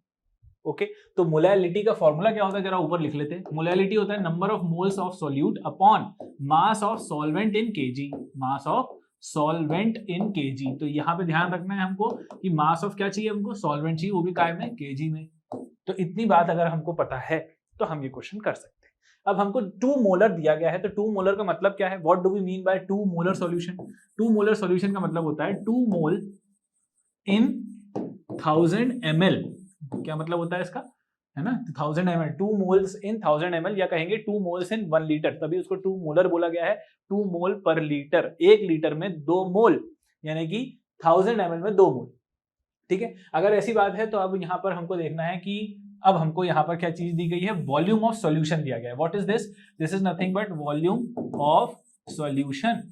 लेकिन क्या, देखो नंबर ऑफ मोल्स तो आ गए हमारे पास, n की वैल्यू 2 आ गई, लेकिन क्या हमारे पास मास ऑफ सॉल्वेंट अवेलेबल है? नहीं है। तो हमारे पास अवेलेबल है वॉल्यूम ऑफ सॉल्यूशन और उसकी डेंसिटी दी गई है। तो अगर आप डेंसिटी का यूज करके आप मास ऑफ सॉल्वेंट तक पहुंच सकते हो तो पहुंचो। तो यही है हमारे लिए स्ट्रगल और यही है हमारे लिए क्वेश्चन, मेन क्वेश्चन। बाकी तुम लोगों की अंडरस्टैंडिंग तुमको यहाँ तक पहुंचा सकती है, ठीक है। तो अंडरस्टैंडिंग भी सही होनी चाहिए कि भाई मोलर का मतलब क्या होता है, उससे हम क्या क्या इन्फॉर्मेशन फेच कर सकते हैं। तो ये सारी चीजें तुमको देखते बनना चाहिए, ठीक है। तो अब यहाँ पर 1000 ml है वॉल्यूम ऑफ सॉल्यूशन, यहाँ पर हमको दिया गया है। तो अब हम कैसे निकालेंगे? तो अब यहाँ पर देखो डेंसिटी दी गई, तो डेंसिटी क्या बोल रही है? 1.28 ग्राम पर सेंटीमीटर क्यूब। तो इसका मतलब क्या है? What does this mean? इसका मतलब है कि देखो सेंटीमीटर क्यूब को मैं ml से भी रिप्लेस कर सकता हूँ, नो वरीज, ठीक है। तो यहाँ पर सेंटीमीटर क्यूब बोलो ml बोलो एक ही बात। इसका मतलब है कि 1.28 ग्राम जो है वो 1 ml सॉल्यूशन का वेट है, ठीक है। 1 ml सॉल्यूशन का जो मास होगा, 1 ml सॉल्यूशन का, देखो यहाँ पर सॉल्यूशन का डेंसिटी दी गई है, ठीक है। 1 ml सॉल्यूशन का जो मास है वो 1.28 ग्राम दिया गया है, ठीक है। तो अगर हमसे बोला गया है कि अगर हमारे पास 1 ml का 1.28 है तो 1000 ml का कितना हो जाएगा? तो 1000 ml का, क्योंकि हमारे पास वॉल्यूम ऑफ सॉल्यूशन दिया गया है 1000 ml, तो उसका मास कितना हो जाएगा? 1280 ग्राम, यानी 1280 ग्राम जो है वो क्या हो जाएगा यहाँ पर? 1000 ml मतलब कि मास ऑफ सॉल्यूशन। तो ये क्या आ गया हमारे पास? मास ऑफ सॉल्यूशन आ गया, सॉल्यूशन। लेकिन क्या हमको मास ऑफ सॉल्यूशन चाहिए था? नहीं, हमको तो मास ऑफ सॉल्वेंट चाहिए था, ठीक है। तो समझ में आया अभी तक की प्रोसेस कि वॉल्यूम ऑफ सॉल्यूशन दिया गया था, डेंसिटी की मदद से हमने यहाँ पर मास ऑफ सॉल्यूशन निकाल दिया। अब जैसे ही मास ऑफ सॉल्यूशन आ गया है तो अब हम इसमें से, इस सॉल्यूशन में, सॉल्यूशन किस किस से मिलकर बनता है? सॉल्यूट और सॉल्वेंट से। तो सॉल्यूशन में से अगर मैंने सॉल्यूट का मास हटा दिया तो अब मैं सीधी सी बात है सॉल्वेंट का मास निकाल सकता हूं। अब कैसे निकालेंगे सॉल्यूट का मास जैसे ना, तो मास ऑफ सॉल्यूशन में से अगर मुझे माइनस करना है मास ऑफ सॉल्यूट तो उसके लिए मास ऑफ सॉल्यूट पता भी तो हो। तो अब देखो यहाँ पर कैसे पता चलेगा कि यहाँ पर लिखा गया है given that the molecular mass of NaOH is 40 ग्राम पर मोल। इसका मतलब एक मोल, ग्राम पर मोल मतलब क्या है? एक मोल NaOH का कितना मास होता है? 40 ग्राम। तो अब हमारे पास नंबर ऑफ मोल्स अवेलेबल कितने हैं? 22 मोल। तो 2 मोल यहाँ पर अगर NaOH अवेलेबल है और एक मोल जो है वो 40 ग्राम का है, तो 2 मोल यहाँ पर 80 ग्राम का होगा, है ना, 80 ग्राम। तो ये 80 gram, 2 mole solution, 2 mole of NaOH is available in 1000 ml of solution, यानी कि 2 मोल का मतलब है 80 ग्राम सॉल्यूट। अब 80 ग्राम यानी कि NaOH यहाँ पर है, तो अब सीधी सी बात है वो सॉल्यूट है। अब सॉल्यूशन में से अगर मुझे सॉल्यूट निकाल देंगे तो ही मुझे सॉल्वेंट मिलेगा। तो अब 1280 ग्राम मेरे पास सॉल्यूशन का मास अवेलेबल है, इसमें से अगर मैं 80 ग्राम माइनस कर देता हूँ तो 1280 minus 80 it will give me 1200 and this 1200 gram is nothing but mass of solvent. यही तो हमको चाहिए था, मास ऑफ सॉल्वेंट। बात समझ में आई, है ना। तो यहाँ पर ये 80 कहाँ से आया? 80 is the mass of solute. ये क्या है? Mass of solute. सॉल्यूट कहाँ था? NaOH सॉल्यूट था, और उसके मास में कैसे कन्वर्ट किया? जो भी नंबर ऑफ मोल्स थे, एक मोल अगर यहाँ पर 40 ग्राम का है ना, 40 ग्राम पर मोल इसका मोलर मास है, तो एक मोल अगर 40 ग्राम का है तो 2 मोल यहाँ पर 80 ग्राम के हो जाएंगे, और 80 ग्राम यहाँ पर सॉल्यूट है ना, क्योंकि हमारे पास 2 मोल अवेलेबल है, नंबर ऑफ मोल्स। तो यहाँ पर 80 ग्राम था, 1280 हमारा मास ऑफ सॉल्यूशन आ गया था, तो उसमें से अगर हमने माइनस किया तो 1200 ग्राम हमारा मास ऑफ सॉल्वेंट आ गया। अब हमको यहाँ पर देखो नंबर ऑफ मोल्स भी पता है, मास ऑफ सॉल्वेंट भी पता है, बस सिंपली इसमें रख देते हैं तो मोलैलिटी आ जाएगा। नंबर ऑफ मोल्स आ गए हमारे पास 2 upon molality, mass of solvent कितना है? 1200, लेकिन वो तो ग्राम में है, हमको तो वहां पे केजी में चाहिए, तो हम क्या करते हैं 1000 से मल्टीप्लाई कर देते हैं, है ना। मतलब ऐसे तो इसको डिवाइड करना होता है, लेकिन वो ऊपर जाके मल्टीप्लाई हो जाएगा। तो यहाँ से 2 0 जाएंगे, करेक्ट है। तो ये जाएगा 2 1 2 2 6 12 1/6, है ना। तो ये जाएगा 10/6। तो 10/6 मतलब 10/6 मतलब कि क्या? 5/3, 5/3, 5/3 मतलब 3, 1.6666 ऐसा जाएगा। तो यही आएगा आंसर 1.67। तो यही आ जाएगा हमारी मोलैलिटी, सी आ जाएगा 1.67 मोलल, है ना। तो समझ में आया कैसे हमको इन्फॉर्मेशन फेच करनी है और एक कंसेंट्रेशन टर्म से दूसरे कंसेंट्रेशन टर्म में कैसे बदलना है, उसके लिए तुमको पता होना चाहिए कि दरअसल उसका मतलब क्या है। तो जैसे 2 मोलर का मतलब होता है 2 मोल इन 1000 ml, ठीक है। मोलैलिटी का मतलब कितने moles in mass of solvent in KG. तो वही चीज हमको कन्वर्ट करना है। तो क्या प्रोसेस है, कहाँ कहाँ हमको डेंसिटी काम आएगी और कैसे हमको डेंसिटी का यूज करना है, वो चीज तुम इस क्वेश्चन से समझ सकते हो, ठीक है। अगर इस टाइप के क्वेश्चन की और प्रैक्टिस करना है तो पहले तो यही क्वेश्चन को बार बार करो और उसके बाद 2-3 और लगा लो, ठीक है। तो ये चीज है, तो इसका आंसर आ जाएगा सी, ठीक है। Next question, calculate the molarity of 63% W/W HNO3 solution if the density is 1.4 ग्राम पर ml। ठीक है, ओके। तो अब ये भी उसी टाइप का क्वेश्चन है, तो हमको यहाँ पर ये समझना है कि जो भी हमको इन्फॉर्मेशन दी गई है उसका मतलब क्या है। तो 63% W/W HNO3 का क्या मतलब है? 63% W/W का मतलब ये है कि 63 ग्राम HNO3 इन 100 ग्राम सॉल्यूशन। करेक्ट है, यही मतलब है इसका, है ना, W/W। ठीक है, W/W 63 ग्राम HNO3 इन 100 ग्राम सॉल्यूशन, ये इसका मतलब हो गया, है ना। तो इससे तुम ये इंफॉर्मेशन फेच कर सकते हो। अब हमको निकालनी है मोलैरिटी। मोलैरिटी होती है, क्या फॉर्मूला है, number of moles upon volume of solution in litre. तो क्या हमारे पास नंबर ऑफ मोल्स अवेलेबल है? नहीं, लेकिन हमारे पास मास अवेलेबल है, तो उससे हम नंबर ऑफ मोल्स निकाल सकते हैं। कैसे? तो given mass upon molar mass. Now what is the molar mass of HNO3? Hydrogen का 1 प्लस नाइट्रोजन, है ना, तो यहाँ पर 1 प्लस नाइट्रोजन का 14 प्लस ऑक्सीजन के 3, 16 थी 48, तो 48 प्लस 14 49, 49 प्लस 63 ही होता है, यानी कि 63 upon 63 that is 1 mole available. तो नंबर ऑफ मोल्स आ गए हमारे पास 1 मोल। अब वॉल्यूम ऑफ सॉल्यूशन निकालना है इन लीटर्स। तो सबसे पहले तो देखो कि सॉल्यूशन का क्या दिया गया है। हमारे पास सॉल्यूशन दिया गया है 100 ग्राम सॉल्यूशन। अब 100 ग्राम सॉल्यूशन है, इस मास को हमको कन्वर्ट करना है वॉल्यूम में। तो यहाँ पर कैसे कर सकते हैं? डेंसिटी की मदद से। तो डेंसिटी क्या कह रही है? डेंसिटी का मतलब है 1.4 ग्राम 1 ml का है ना, 1.4 ग्राम 1 ml का है, तो 1 ग्राम कितने का होगा? 1 ग्राम विल बी 1 अपॉन 1.4। करेक्ट है, अगर 1.4 ग्राम 1 ml का है तो 1 ग्राम कितने का होगा? 1 अपॉन 1.4 ml का होगा। करेक्ट है, अब 1 ग्राम अगर 1 अपॉन 1.4 ml है तो हमारे पास 100 ग्राम अवेलेबल है। तो 100 ग्राम का मतलब क्या हो जाएगा?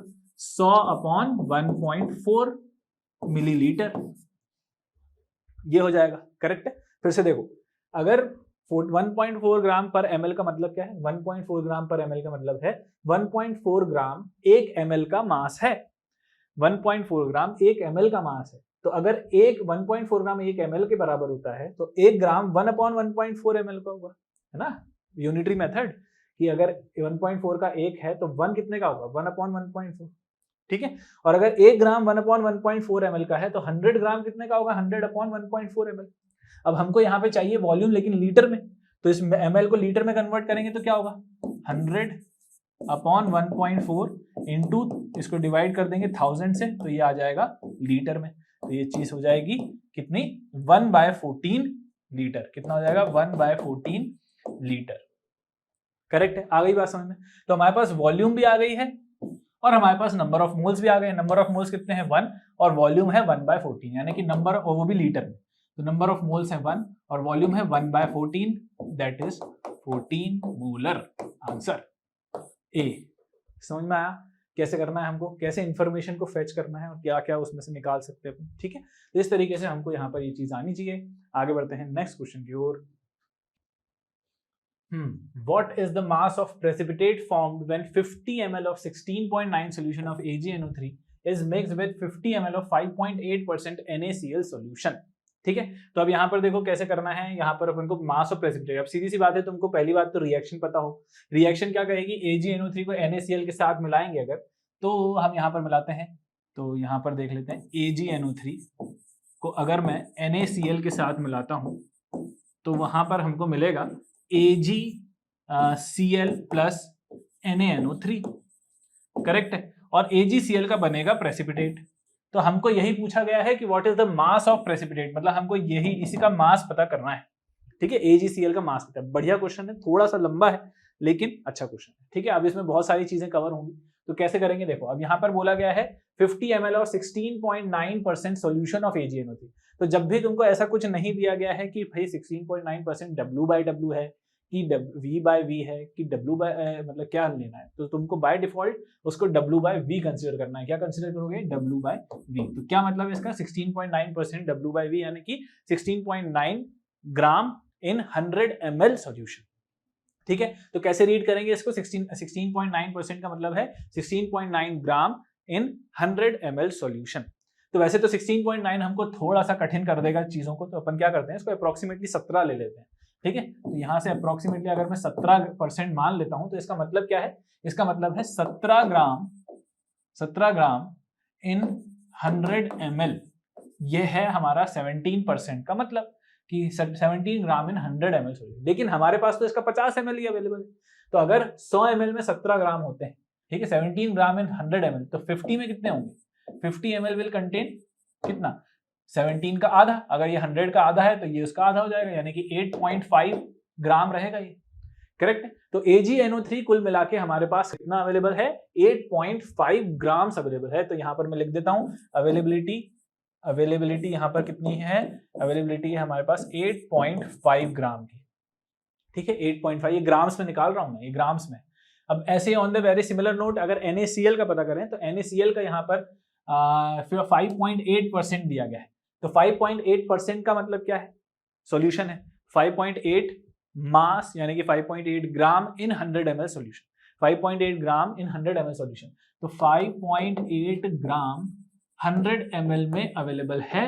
तो मुझे बताओ कि 50 ml में कितना होगा?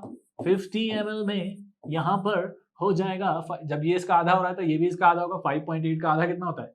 बम बम बम, 58 का आधा 29, 2.9 ग्राम। तो ये हमारे पास कितना अवेलेबल है? 2.9 ग्राम अवेलेबल है, ठीक है। तो हमको पता करना है AgCl। अब देखो, अगर देखा जाए तो ये एक बैलेंस केमिकल रिएक्शन है।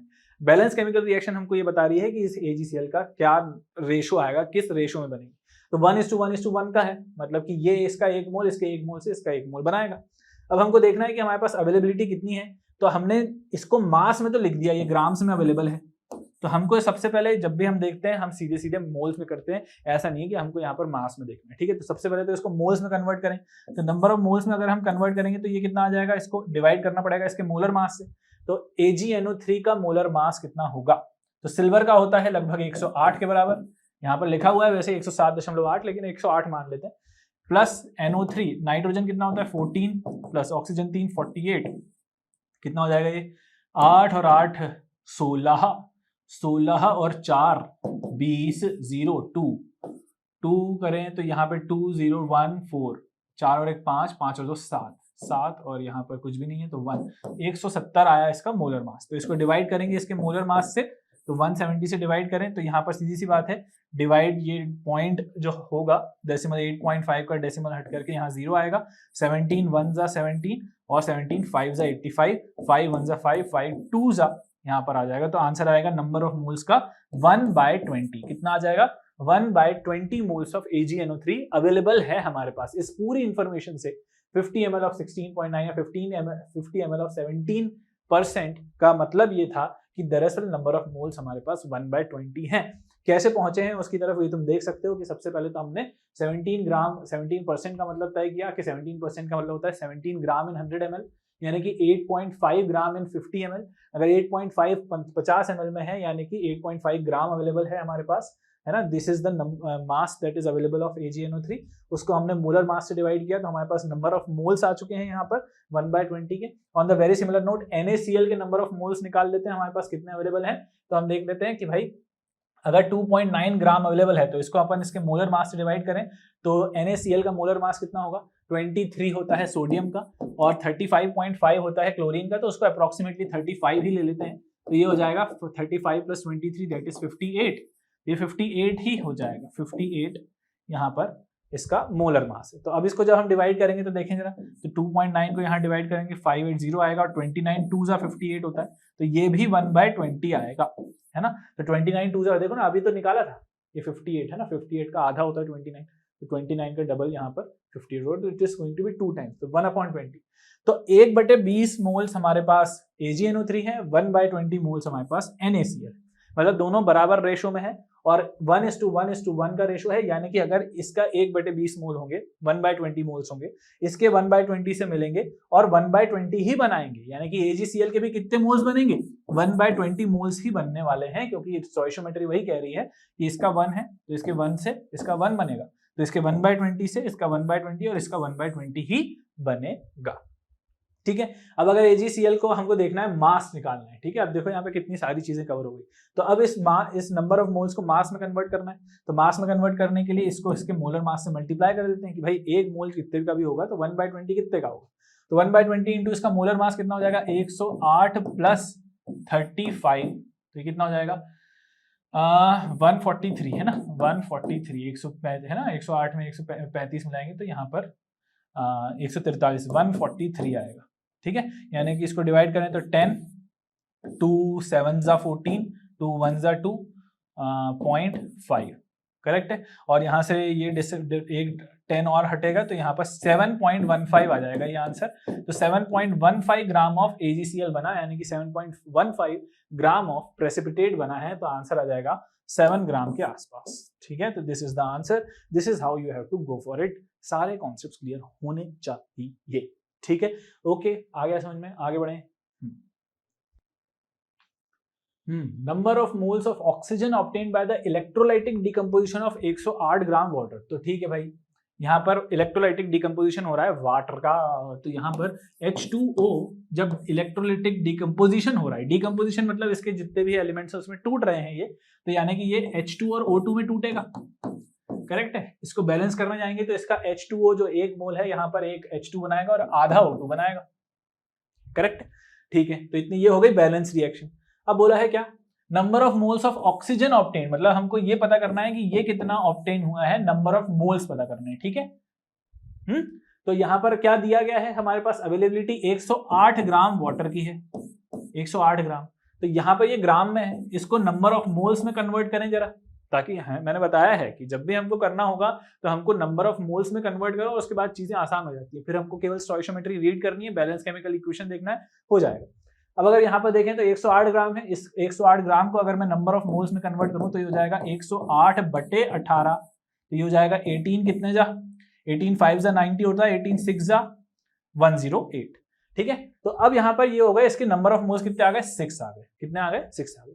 तो अगर एक H2O मॉलिक्यूल, एक H2O 1 H2O मॉलिक्यूल O2 का आधा मोल दे रहा है, 1 मोल H2O आधा मोल O2 दे रहा है, 1 मोल H2O इसका आधा मोल दे रहा है, तो इसके 6 मोल कितने देंगे, इसके 6 मोल यहाँ पर इसके आधे देंगे। 6 के आधे कितने होते हैं, अगर 1 का आधा आधा तो 6 का आधा 3, तो यहाँ पर ऑक्सीजन के कितने मोल्स मिलेंगे मेरे को, 3 मोल्स। आंसर समझ में आया, सिंपल एज दैट, कि अगर इसका 1 मोल इसका आधा दे रहा है तो इसके 6 कितने देंगे, 6 का आधा, आ गया ना। ठीक है, तो इस तरीके से अगर आपको बैलेंस केमिकल रिएक्शन लिखना आती है और आपको पता है कि उसका क्या मतलब है, उसकी स्टोइशियोमेट्री कैसे रीड करना है, फटाक से बना लोगे तुम क्वेश्चन। ठीक है, आगे बढ़े। For the following reaction the mass of water produce from 445 gram of is मतलब ये। ठीक है, ओके, तो 2 मोल इसके प्लस 163O2, भाई बहुत खतरनाक बैलेंस केमिकल रिएक्शन है ये तो। ठीक है, टेंशन की बात नहीं है, हमको क्या निकालना है, हमें तो मास ऑफ वाटर निकालना है, तो हमको ये पता करना है कि ये कितना आया होगा। तो अगर हमको ये चीज पता करनी है तो यहाँ पर ये कैसे करेंगे, तो हमको पता होना चाहिए कि भाई देखो इसके 2 मोल इसके 110 बना रहा है। ठीक है, तो यही चीज हमको देखनी है कि हमारे पास अब इसका मास दिया गया है, तो हमको इसका मास कितना दिया गया है, 445 ग्राम्स दिया गया है। तो 445 ग्राम्स जो भी दिया गया है उसको सबसे पहले क्या करेंगे, सबसे पहले उसको कन्वर्ट करेंगे हम किसमें, नंबर ऑफ मोल्स में। तो सबसे पहले इसको नंबर ऑफ मोल्स में कन्वर्ट करने के लिए इसका मोलर मास तो पता कर लो ही है। तो यहाँ पर C57, भाई साहब बहुत ही बड़ा है भाई, तो यहाँ पर इसको जरा अपन इसका मोलर मास पता करें तो एक 57 इंटू कार्बन का मास 12 प्लस हाइड्रोजन 110, यानी कि 110 इंटू 1 ही रहेगा, प्लस 6 इंटू कितना है ऑक्सीजन 16, ठीक है 16। तो यहाँ पर इसको करते हैं अपन सॉल्व यहाँ पर, तो कितना हो जाएगा ये 57 इंटू 12, 12 7 जा 84, 12 7 जा 84, 8 कैरी ओवर, 12 5 जा 60, 60 और 8 684, प्लस यहाँ पर 110 इंटू 1 110 वैसा का वैसा इज इक्वल्स टू 16 6 जा 16 5 जा 80, 16 6 जा 96, यहाँ पर मैंने इक्वल टू क्यों लिख दिया, प्लस 96। तो इसको जब हम करेंगे तो क्या आ जाएगा, 6 4 10, 1 8 और 1 9, 9 और 9 18, 8 1 6 और 1 7, एक मिनट, यहाँ पर 6 6 4 10, 1 8 और 1 9, 9 और यहाँ पर 9 होगा, 0 9 और 6 और 1 7 और 1 8, 890।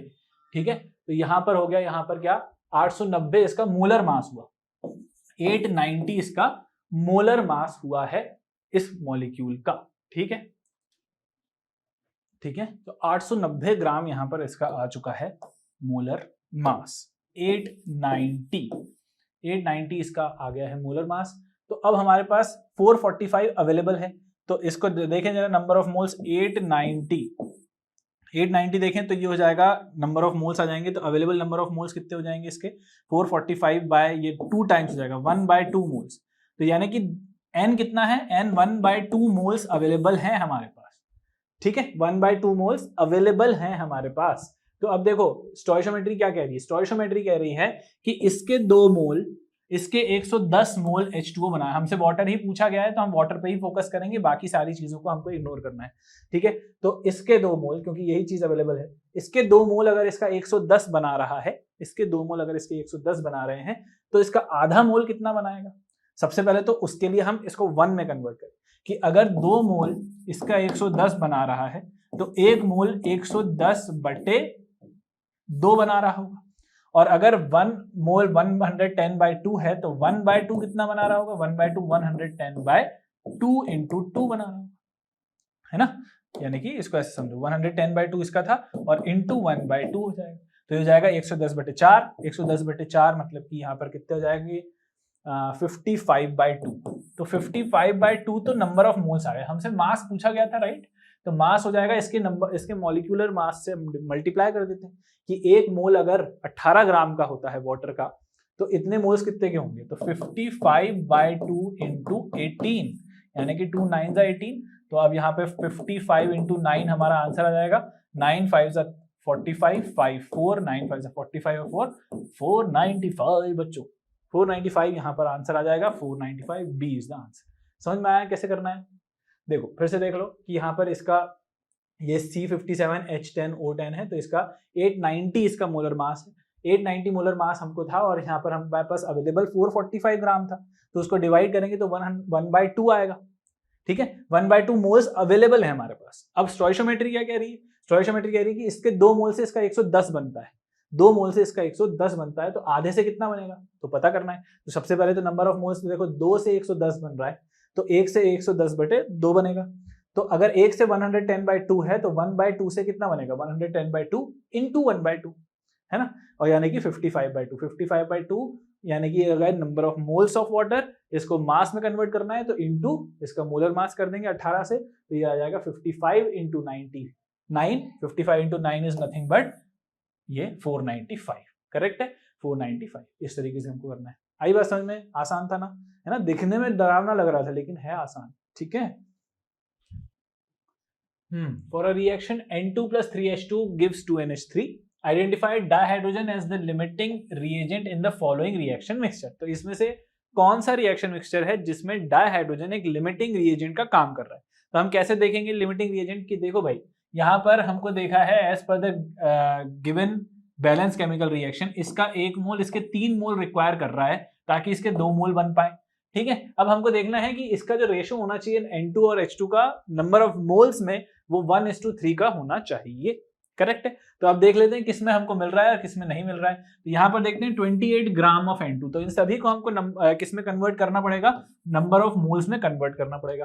तो अब यहाँ पर N2 को नंबर ऑफ मोल्स में कन्वर्ट करें तो 28 ग्राम का मतलब क्या होता है, 28 ग्राम मतलब कि एक नाइट्रोजन जो है वो 14 ग्राम का होता है, तो 2 नाइट्रोजन यहाँ पर 28 ग्राम, उसी का मोलर मास 28 ग्राम ही है, मतलब यहाँ पर 1 मोल की बात हो रही है। तो 1 मोल प्लस 6 ग्राम H2 यानी कि डाइहाइड्रोजन मतलब 2 ग्राम, 1 मोल जो है वो 2 ग्राम का होता है। तो 1 मोल अगर 2 ग्राम का है तो 6 ग्राम मतलब कितना हो जाएगा, 6/2 दैट इज 3। तो यहाँ पर 3 मोल, यहाँ पर हमारे पास क्या है, 3 मोल हमारे पास डाइहाइड्रोजन है। तो क्या ये 1:3 के रेशो में है, यस ये 1:3 के रेशो में है, मतलब dihydrogen is not acting as limiting reagent here, तो ये हमारा आंसर नहीं होगा।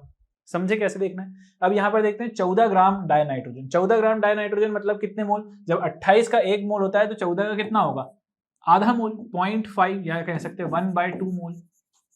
ठीक है, और 1/2 मोल जो है यहाँ पे 4 ग्राम ऑफ हाइड्रोजन है। ठीक है, तो यहाँ पर 4 ग्राम हाइड्रोजन का मतलब है 4/2, 4/2 मतलब कितना हो जाएगा, 2 मोल, 2 मोल। ठीक है, तो 6 ग्राम मतलब 3 मोल, 4 ग्राम मतलब कि 2 मोल, करेक्ट है, ये चीज समझ में आ गई। तो अब ऐसा देखो कि अगर यहाँ पर 1 मोल के लिए 3 मोल रिक्वायरमेंट है, तो आधे के लिए कितना रिक्वायरमेंट रहेगा, आधे के लिए into 3, तो 3/2 1.5 मोल्स अवेलेबल होना चाहिए थे। है कितने? 2 मोल, यानी कि ज्यादा है, मतलब ये तो एक्सेस रिएजेंट का काम कर रहा है। तो यहाँ पर हमको डाइहाइड्रोजन एक्सेस रिएजेंट है, ना कि लिमिटिंग रिएजेंट। यहाँ पे N2 लिमिटिंग रिएजेंट हो जाएगा, इसलिए हमसे तो बोला गया था किसमें डाइहाइड्रोजन लिमिटिंग रिएजेंट है, इसलिए ये आंसर नहीं होगा। अब बात करते हैं 56 ग्राम डाइनाइट्रोजन की। तो 56 जैसे 28 ग्राम एक मोल का होता है, तो 56 कितना का होगा? 56/28 मास अपॉन मोलर मास। तो यानी कि ये कितना हो जाएगा? 2 मोल, है ना, क्योंकि 2 टाइम्स है, तो 2 मोल्स हो जाएंगे। तो 2 मोल यहाँ पर किसके होगा? N2। अब 2 मोल के लिए कितने की जरूरत है? How much moles is required for 2 moles? अगर 1 के लिए 3 है तो 2 के लिए कितना होना चाहिए? 6 मोल्स अवेलेबल होने चाहिए थे। लेकिन क्या यहाँ पर 6 मोल्स है? तो 10 ग्राम मतलब 10/2 यानी कि 5। तो यहाँ तो केवल 5 मोल अवेलेबल है, जबकि होने कितने चाहिए थे? 6 होने चाहिए थे। तो इस वजह से हम कहेंगे कि यहाँ पर डाइहाइड्रोजन कम पड़ गया है, 1 मोल कम पड़ गया है। तो इस वजह से ये हमारा आंसर हो जाएगा, जिसमें डाइहाइड्रोजन एक लिमिटिंग रिएजेंट की तरह काम कर रहा है। ठीक है, समझ में आया? तो यहाँ पे ये है। Okay, so this is how you have to go for it. ठीक है, तो इस तरीके से हमको यहाँ पर सोचना है कि किसमें ये एक लिमिटिंग रिएजेंट का काम कर रहा है। ओके, समझ में आया? कैसे एक एक करके देखना है हमको। Okay, when 22.4 liter of H2 is mixed with 11.2 liter of Cl2 each at STP, the moles of HCl formed is equal to। ठीक है, तो ये हमको बताना है कि 22.4 लीटर डाइहाइड्रोजन गैस जो है वो मिक्स की गई है 11.2 लीटर ऑफ क्लोरीन से। यानी कि अगर हम इस लीटर्स को नंबर ऑफ मोल्स में कन्वर्ट, देखो मैंने बताया किसी भी चीज को अगर तुम्हें कन्वर्ट करना है या तुम्हें देखना है कि कितने क्या बनेगा, तो सबसे पहले उसको नंबर ऑफ मोल्स में कन्वर्ट करो। तो 22.4 लीटर डाइहाइड्रोजन मतलब 1 मोल। तो यहाँ पर कितना अवेलेबल है मेरे पास? 1 मोल H2 अवेलेबल है। 22.4 लीटर का वही मतलब है। 11.2 लीटर क्लोरीन, यानी कि हमारे पास 0.5 मोल है ना, आधा है, 22.4 का आधा है, दिख रहा है। इसमें अब तुम्हें कैलकुलेट करने की जरूरत नहीं कि 11.2/22 दिख रहा है ना, आधा है, तो डायरेक्ट लिखो आधा, टाइम बचाओ यार। तो यहाँ पर 0.5 मोल्स, तो 0.5 मोल्स हमारे पास Cl2 के अवेलेबल है एट STP, है ना। The moles of HCl gas formed is, तो यहाँ पर अगर हम इक्वेशन देखें तो H2 + Cl2 गिव्स 2 HCl। तो यहाँ पर ये बन रही है बैलेंस केमिकल रिएक्शन, यानी कि H2 और Cl2 का एक एक मोल से हमको 2 मोल HCl बनता। ये हमारी बैलेंस केमिकल रिएक्शन कह रही है। अब हमारे पास अवेलेबिलिटी कितनी है? इसका 1 मोल अवेलेबल है और इसका 0.5 मोल अवेलेबल है। लेकिन चाहिए कितना था? इसके 1 मोल के लिए इसके 1 मोल की आवश्यकता थी, लेकिन है कितनी? 0.5 मोल। इसका मतलब यहाँ पर पड़ गई है Cl2 की कमी। अगर Cl2 की कमी पड़ गई है मतलब ये हो जाएगा हमारा लिमिटिंग रिएजेंट। अगर ये लिमिटिंग रिएजेंट है क्योंकि इसकी कमी पड़ गई ना, और ये एक्सेस रिएजेंट हो जाएगा। तो अगर ये लिमिटिंग रिएजेंट है, जो हमारा फाइनल प्रोडक्ट बनेगा वो भी एज पर लिमिटिंग रिएजेंट ही बनना है। अब लिमिटिंग रिएजेंट के हिसाब से अगर ये चीज बननी है तो देखो जरा स्टोइशियोमेट्री क्या कह रही है कि इसके 1 मोल के लिए इसके 2 मोल की 2 मोल प्रोडक्ट बनेगा। इसके 1 मोल Cl2 से हमको अब लिमिटिंग रिएजेंट देखना है। हमको H2 से मतलब नहीं है कि कितना क्या है, हमें तो ये देखना है भाई Cl2 कितने मोल है, मतलब Cl2 के कितने मोल से कितना HCl बन रहा है। 1 मोल से 2 HCl बन रहा है, 1 मोल से 2 मोल बन रहा है। तो अगर इसके 1 मोल से 2 बन रहा है तो इसके आधे से कितना बनेगा? 1 बनेगा। तो ये हो जाएगा 1, इसके आधे से 1 बनेगा। करेक्ट है। तो इसका मतलब यहाँ पर नंबर ऑफ मोल्स कितने बनेंगे? HCl के 1 मोल फॉर्म होंगे। हमको मोल्स ही पूछा गया था, तो 1 mole of HCl is formed. सीधा सीधा आंसर। ठीक है, तो बिल्कुल बहुत ज्यादा कैलकुलेशन नहीं है, सीधे सीधे स्टोइशियोमेट्री का है और नंबर ऑफ मोल्स में कन्वर्ट करना आना चाहिए वॉल्यूम से अपन को। ठीक है, तो बस दैट्स इट ना। Next question. Gaseous hydrocarbon gives upon combustion 0.72 gram of water and 3.08 gram of carbon dioxide. The empirical formula of hydrocarbon. अच्छा क्वेश्चन है। तो मान लो इसका हाइड्रोकार्बन का एम्पिरिकल फॉर्मूला CXHY है। ठीक है, तो अगर CXHY है, ठीक है, तो ये ऑक्सीजन के साथ बर्न होके यहाँ पर हमको क्या देता है? CO2 + H2O देता है। करेक्ट है, CO2 + H2O। अब यहाँ पर जितना कार्बन होगा उतना ही यहाँ पर ये CO2 बनना है, मतलब ये XCO2 ही बनना है। और अगर ये YH है तो यहाँ पर ये दरअसल क्या बनने वाला है कि यहाँ पर ये Y/2 बनने वाला है। करेक्ट है, तो यहाँ पर क्योंकि नंबर ऑफ मोल्स तो यहाँ पर सेम ही रहने वाले। ठीक है, तो ये CXHY अगर है तो ये यहाँ पर किस रेशो में होगा? X, और ये Y/2 बनेगा, तब जाके यहाँ पर हाइड्रोजन और यहाँ पर ये चीज बैलेंस हो पाएगी। राइट। तो अगर हम यहाँ पर ये देखें कि यहाँ पर कितने मोल्स है, देखो यहाँ पर ध्यान से कि किस रेशो में है ना, ये चीज अपन को देखनी है। तो CXHY है। ओके, तो यहाँ पर देखो हमारे पास 3.08 ग्राम CO2 बन रहा है, तो कितना बन रहा है 3.08 ग्राम, 3.08 ग्राम। तो ये है मास। मोलर मास से डिवाइड करेंगे तो हमारे पास नंबर ऑफ मोल्स आ जाएंगे। तो कार्बन डाइऑक्साइड का मोलर मास 44 होता है, तो 3.08 अपॉन 44 करेंगे, तो यहां से डिवाइड करेंगे तो 0 आएगा, इसको 1 1 0 0 करें तो यहाँ पर 4 1 4 4 7 28 4 7 28 2 गए तो 4 7 28 अगेन 77 बाय 100, तो यहाँ पर 11 से कटेगा 1100 और यहाँ पर 7, तो ये आंसर आएगा 7 बाय 100। तो 7 बाय 100 होगा इसके नंबर ऑफ मोल्स, क्या हो गए 7 by 100 number of moles form हुए।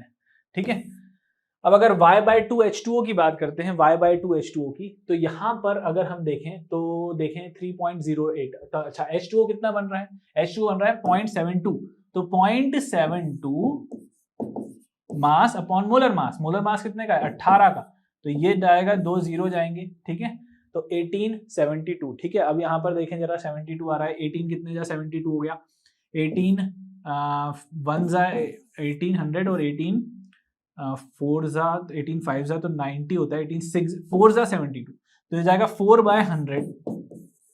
ठीक है, तो यानी कि हम यहां देख सकते हैं कि ये जो x और y/2 का रेशो है ना, क्योंकि यहाँ पे y/2 कैसे आया समझ में आया, क्योंकि यहाँ पर H2O बन रहा था और यहाँ पर CXHY हम यहाँ पर अज्यूम कर रहे हैं कि उसका एम्पिरिकल फॉर्मूला था, तो जितना कार्बन था उतना ही CO2 बनना है और जितना हाइड्रोजन था उतने बाय 2 H2O बनेगा, क्योंकि यहाँ पर हाइड्रोजन बैलेंस करना है ना, तो y/2 इंटू H2 करेंगे तब जाके YH आएंगे, तो यहाँ पर भी YH होंगे, यहाँ पर भी YH होंगे। तभी समझ में आया कि y/2 क्यों लिखा, y/2 इसलिए लिखा ताकि नंबर ऑफ हाइड्रोजन यहाँ पर और यहाँ पर बराबर रहे, क्योंकि हमको इसको बैलेंस करना है, क्योंकि हाइड्रोजन का तो एकमात्र यही सोर्स है ना कि हम बर्न करेंगे तो हमको पता है कि कार्बन डाइऑक्साइड और वाटर निकलना है, कार्बन डाइऑक्साइड और वाटर उसी रेशो में निकलेगा जिस रेशो में यहाँ पर कार्बन रहेगा, इसका जिससे x कार्बन थे यहाँ पर, तो यहाँ पर भी x कार्बन बनेंगे, यहाँ पर y हाइड्रोजन थे तो यहाँ पर y/2 H2। ठीक है, तो ये हो जाएगा 4/100 7/100 4/100। तो ये जो रेशो आया है x/y/2 का, ये दरअसल क्या है 7/100 ये है, या ये कह सकते हैं 7:4 का रेशो है। तो अगर ये 7:4 का है तो हमको यहाँ पर तो y पता करना है, तो y अगर y/2 अगर 4 है, y/2 अगर 4 है तो यहाँ पर y कितना हो जाएगा 7 8 है ना, 8 हो जाएगा, तो ये आ जाएगा C7H8। समझ में आया, यहाँ पर C7H8 रहेगा, तब जाके यहाँ पर 7 मोल्स ऑफ कार्बन डाइऑक्साइड या एंड 4 मोल्स ऑफ ये बनेगा। तो 7:4 का रेशो बनना था, यही 7:4 रेशो ही आया है, 7:4 है ना, क्योंकि 7/100 ये था तो ये 4/100, तो 7:4 आया है। तो इस वजह से हम कह सकते हैं कि ये वाला अगर 4 है तो डेफिनेटली ये यहाँ पर 8 रहा होगा, तो C7H8 अपना आंसर होगा। समझ में आ गया ये कैसे करना है। तो अगर x/y/2 इस यहाँ पर 7:4, दैट मीन्स y/2 अगर 4 है तो y कितना हो जाएगा 8 के। ठीक है, तो ये चीज हो जाएगी C7H8, आंसर इज 8। ठीक है, 24 ग्राम of magnesium is burnt with 8 gram of O2 in a closed vessel. Which reactant is left in excess and how much? ठीक है, तो यहाँ पर मैग्नीशियम और ऑक्सीजन का यहाँ पे बर्निंग करनी है, तो Mg plus O2 gives MgO। ठीक है, इसको बैलेंस करें तो यहाँ पर 2Mg और यहाँ पर 2MgO लगाना पड़ेगा, तो ये हो जाएगी बैलेंस। ठीक है, तो सबसे पहला काम तो अपन ने कर लिया बैलेंस करने का। अब क्या करें, तो यहाँ पर अवेलेबिलिटी कितनी है 24 ग्राम, तो 24 ग्राम यहाँ पर इसकी अवेलेबिलिटी है। तो 24 ग्राम का मतलब क्या है कि अगर एक मैग्नीशियम, यहाँ पर देखो एटॉमिक मास अपन को मैग्नीशियम का दिया गया है 24 ग्राम, तो ये अवेलेबिलिटी है इन ग्राम्स। अगर मैं नंबर ऑफ मोल्स में कन्वर्ट करूं तो ये 1 मोल हो जाएगा, क्योंकि 24 ग्राम मतलब कि 1 मोल, तो ये 1 मोल है। और 8 ग्राम O2 है, तो यहाँ पर 8 ग्राम दिया गया है, तो 8 ग्राम का मतलब कितना होता है, ये होता है बच्चों, कितना होता है, तो 8 ग्राम O2, 8 ग्राम O2 मतलब कि 8/16 2 32, तो 8/32 यानी कि 1/4 मोल्स अवेलेबल हैं इसके। तो नंबर ऑफ मोल्स इसके 1 मोल हो जाएंगे मैग्नीशियम के, और ऑक्सीजन के हो जाएंगे 1/4 मोल्स। ठीक है, तो हमसे क्या पूछा गया है कि कितना रिएक्टेंट लेफ्ट हो जाएगा एक्सेस में। ठीक है, कौन सा रिएक्टेंट है जो एक्सेस में। तो अब अगर हम स्टोइशियोमेट्री को देखें कि इसके 2 मोल के लिए इसका 1 मोल रिक्वायर्ड है। ठीक है, अगर इसके 2 मोल के लिए इसका 1 मोल रिक्वायरमेंट है, तो क्या इसके 1 मोल के लिए आधा अवेलेबल है, क्योंकि 2 के लिए 1, तो 1 के लिए कितना आधा, इतना होना चाहिए था, लेकिन हमारे पास तो 1/4 मोल अवेलेबल है। तो 1/2 चाहिए था, 1/4 अवेलेबल है, इसका मतलब हमारे पास पड़ गई है O2 की कमी, ठीक है, क्योंकि है ना 1/2 चाहिए था, आधा चाहिए था, तो 1/4 ही बचा है ना, 1/2 चाहिए थे लेकिन 1/4 ही बचा है, तो इसका मतलब यहाँ पर हमारे पास पड़ गई है इसकी कमी, तो ये हो जाएगा हमारा लिमिटिंग रिएजेंट। और अगर ये लिमिटिंग रिएजेंट है तो एक्सेस रिएजेंट कौन है, मैग्नीशियम वाला। तो हमारा जो प्रोडक्ट बनना है वो तो इसके अकॉर्डिंग ही बनना है, या पूरी रिएक्शन जो चलनी है वो तो लिमिटिंग रिएजेंट के अकॉर्डिंग ही चलनी है। तो लिमिटिंग रिएजेंट के हिसाब से देखें तो इसका 1/4 मोल इसका कितना लेकर जाएगा। अब देखो स्टोइशियोमेट्री के हिसाब से जज करेंगे कि इसका 1 मोल अगर इसके 2 लेके जा रहा है तो इसके 1/4 कितने लेके जाएगा, इसका दुगना, 1/4 × 2 कितना हो गया, 1/2 मोल लेकर के जाएगा।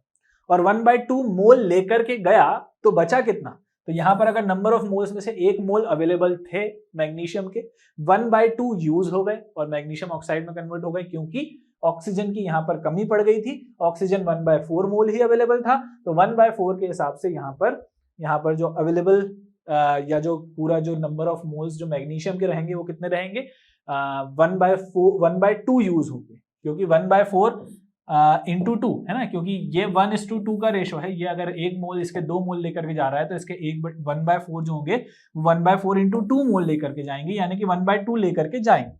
तो मैग्नीशियम के आधे मोल यूज हो गए, तो एक में से आधे यूज हो गए तो बचेंगे कितने, एक में से आधे गए तो आधे बचे, यानी कि 1/2 इज लेफ्ट।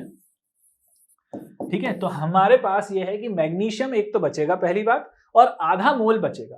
तो आधा मोल मतलब क्या होता है, आधा मोल मतलब कि अब देखो हाफ मोल देखना है, ओहो क्या हो रहा है, तो यहाँ पर हाफ मोल अगर देखना है हमको, तो हाफ मोल का मतलब क्या है कि एक हाफ मोल है ना, हाफ मोल, एक मोल में अगर 24 ग्राम तो हाफ मोल में 24 × 12 ग्राम, तो मैग्नीशियम 12 ग्राम अवेलेबल रहेगा यहाँ पर हमारे पास, ये आंसर जाएगा। तो which reactant is left in excess, magnesium is left in excess, and वो कितना बचेगा, 12 ग्राम बचेगा। तो this is how you have to think, तुम्हें पता होना चाहिए लिमिटिंग रिएजेंट का कंसेप्ट कैसे देखना है। फिर से मैं एक बार रिपीट कर देता हूँ, 2 मैग्नीशियम यहाँ पर 1 O2 के साथ मिल रहा है, तो 24 ग्राम इसके 8 ग्राम इसमें मिलेगा, इसका 1 मोल के लिए जो 8 ग्राम का मतलब है 1/4 मोल, इसका मतलब है 1 मोल। तो ये है हमारी नंबर ऑफ मोल्स में अवेलेबिलिटी ऑफ द रिएक्टेंट्स। इसके हिसाब से देखा तो हमारे पास कमी पड़ गई ऑक्सीजन की, यानी कि ऑक्सीजन हो गया हमारा लिमिटिंग रिएजेंट और मैग्नीशियम हो जाएगा एक्सेस रिएजेंट। तो लिमिटिंग रिएजेंट के हिसाब से यहाँ पर कंजम्पशन होगा रिएक्टेंट्स का, तो 1/4 तो पूरा कंज्यूम होगा ऑक्सीजन, लेकिन वो कितने मोल्स लेकर के जाएगा, तो वो कैसे जज करेंगे कि इसका 1 मोल अगर इसका 2 लेकर जा रहा है तो इसके 1/4 × 2 लेकर के जाएगा, 1/4 × 2 मतलब कि आधे मोल। तो आधा मोल ये कंज्यूम हो गया मैग्नीशियम का, बर्न हो गया है, लेकिन आधा बच जाएगा, क्यों, क्योंकि 1 मोल था, आधा गया तो आधा बचा, 1 मोल था, आधा गया तो आधा बचा, आधा मतलब आधा मोल बच गया, आधा मोल का मतलब कितना है, उसको ग्राम्स में कन्वर्ट करेंगे तो 12 ग्राम्स आ जाएगा। समझ में आया कैसे देखना है, ठीक है। तो this is how you have to go for it, answer is A. An organic compound contains 78% by weight, तो ये लास्ट ईयर 2021 में आया हुआ क्वेश्चन है, ठीक है। An organic compound contains 78% by weight carbon and remaining percentage of hydrogen.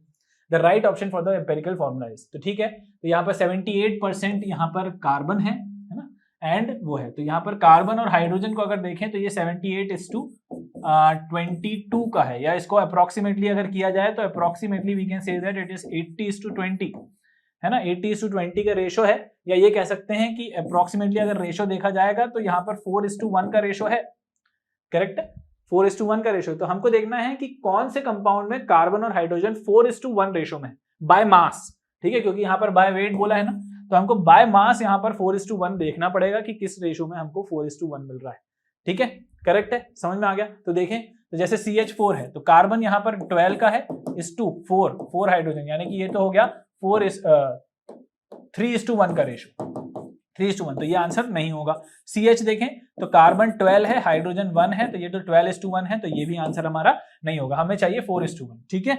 CH2 carbon 12 है, hydrogen कितने हैं 2, तो यहाँ पे हो जाएगा 6:1, 6:1 मतलब कि ये, और CH3 है 12:3 यहाँ पर हो जाए है ना, क्योंकि 1 है ना, तो ये हो जाएगा 4:1, तो यही हमारा आंसर हो जाएगा CH3। तो ये हमारा आंसर CH2 नहीं होगा, CH3 होगा, करेक्ट है, क्योंकि हमको क्या चाहिए था 4:1 कैसे समझ में आया था?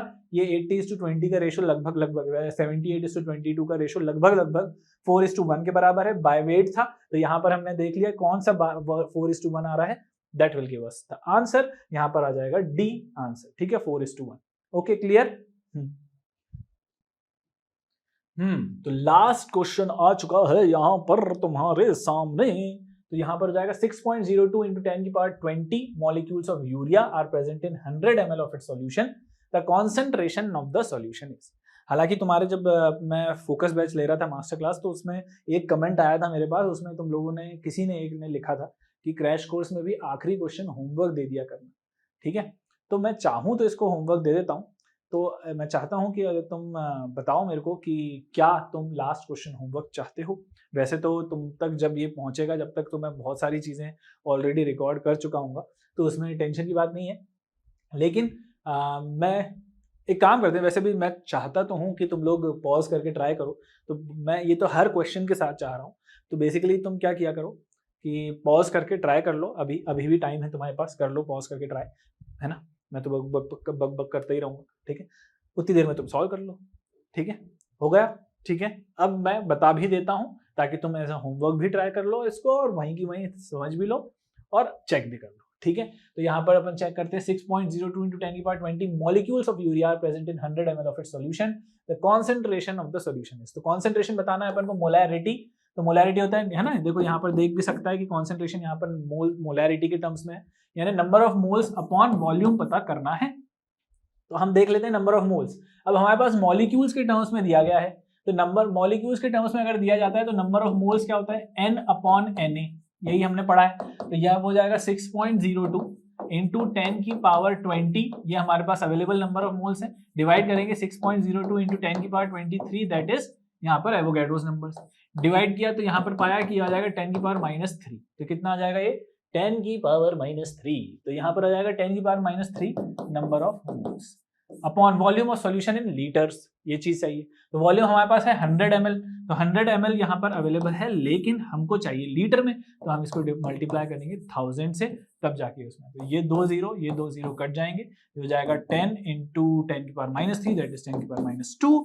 आंसर इज 10 की पावर -2 मोलर, और इसको हम देख सकते हैं 0.01 molar. Answer is 0.01 molar. Answer is A. यही आया था कि नहीं, ठीक है। So that's it, that's all for this particular crash. यहाँ पर लेक्चर अपन ने देख लिया है, some basic concepts of chemistry, बहुत सारे वैरायटी के क्वेश्चंस देख लिए हैं। आई होप ये सारी चीजें कैसे अप्रोच करना है क्वेश्चंस को, किस किस टाइप के क्वेश्चंस आ सकते हैं, कहाँ कहाँ हमने सारी वैरायटीज कवर कर ली हैं। होप कि इसमें से कुछ आ जाए, क्या भरोसा, या इस टाइप का कुछ आ जाए, ठीक है। तो हमें तो ज्यादा से ज्यादा प्रैक्टिस करनी है, ज्यादा से ज्यादा वैरायटी लेके आनी है। All the best, keep the जोश हाई।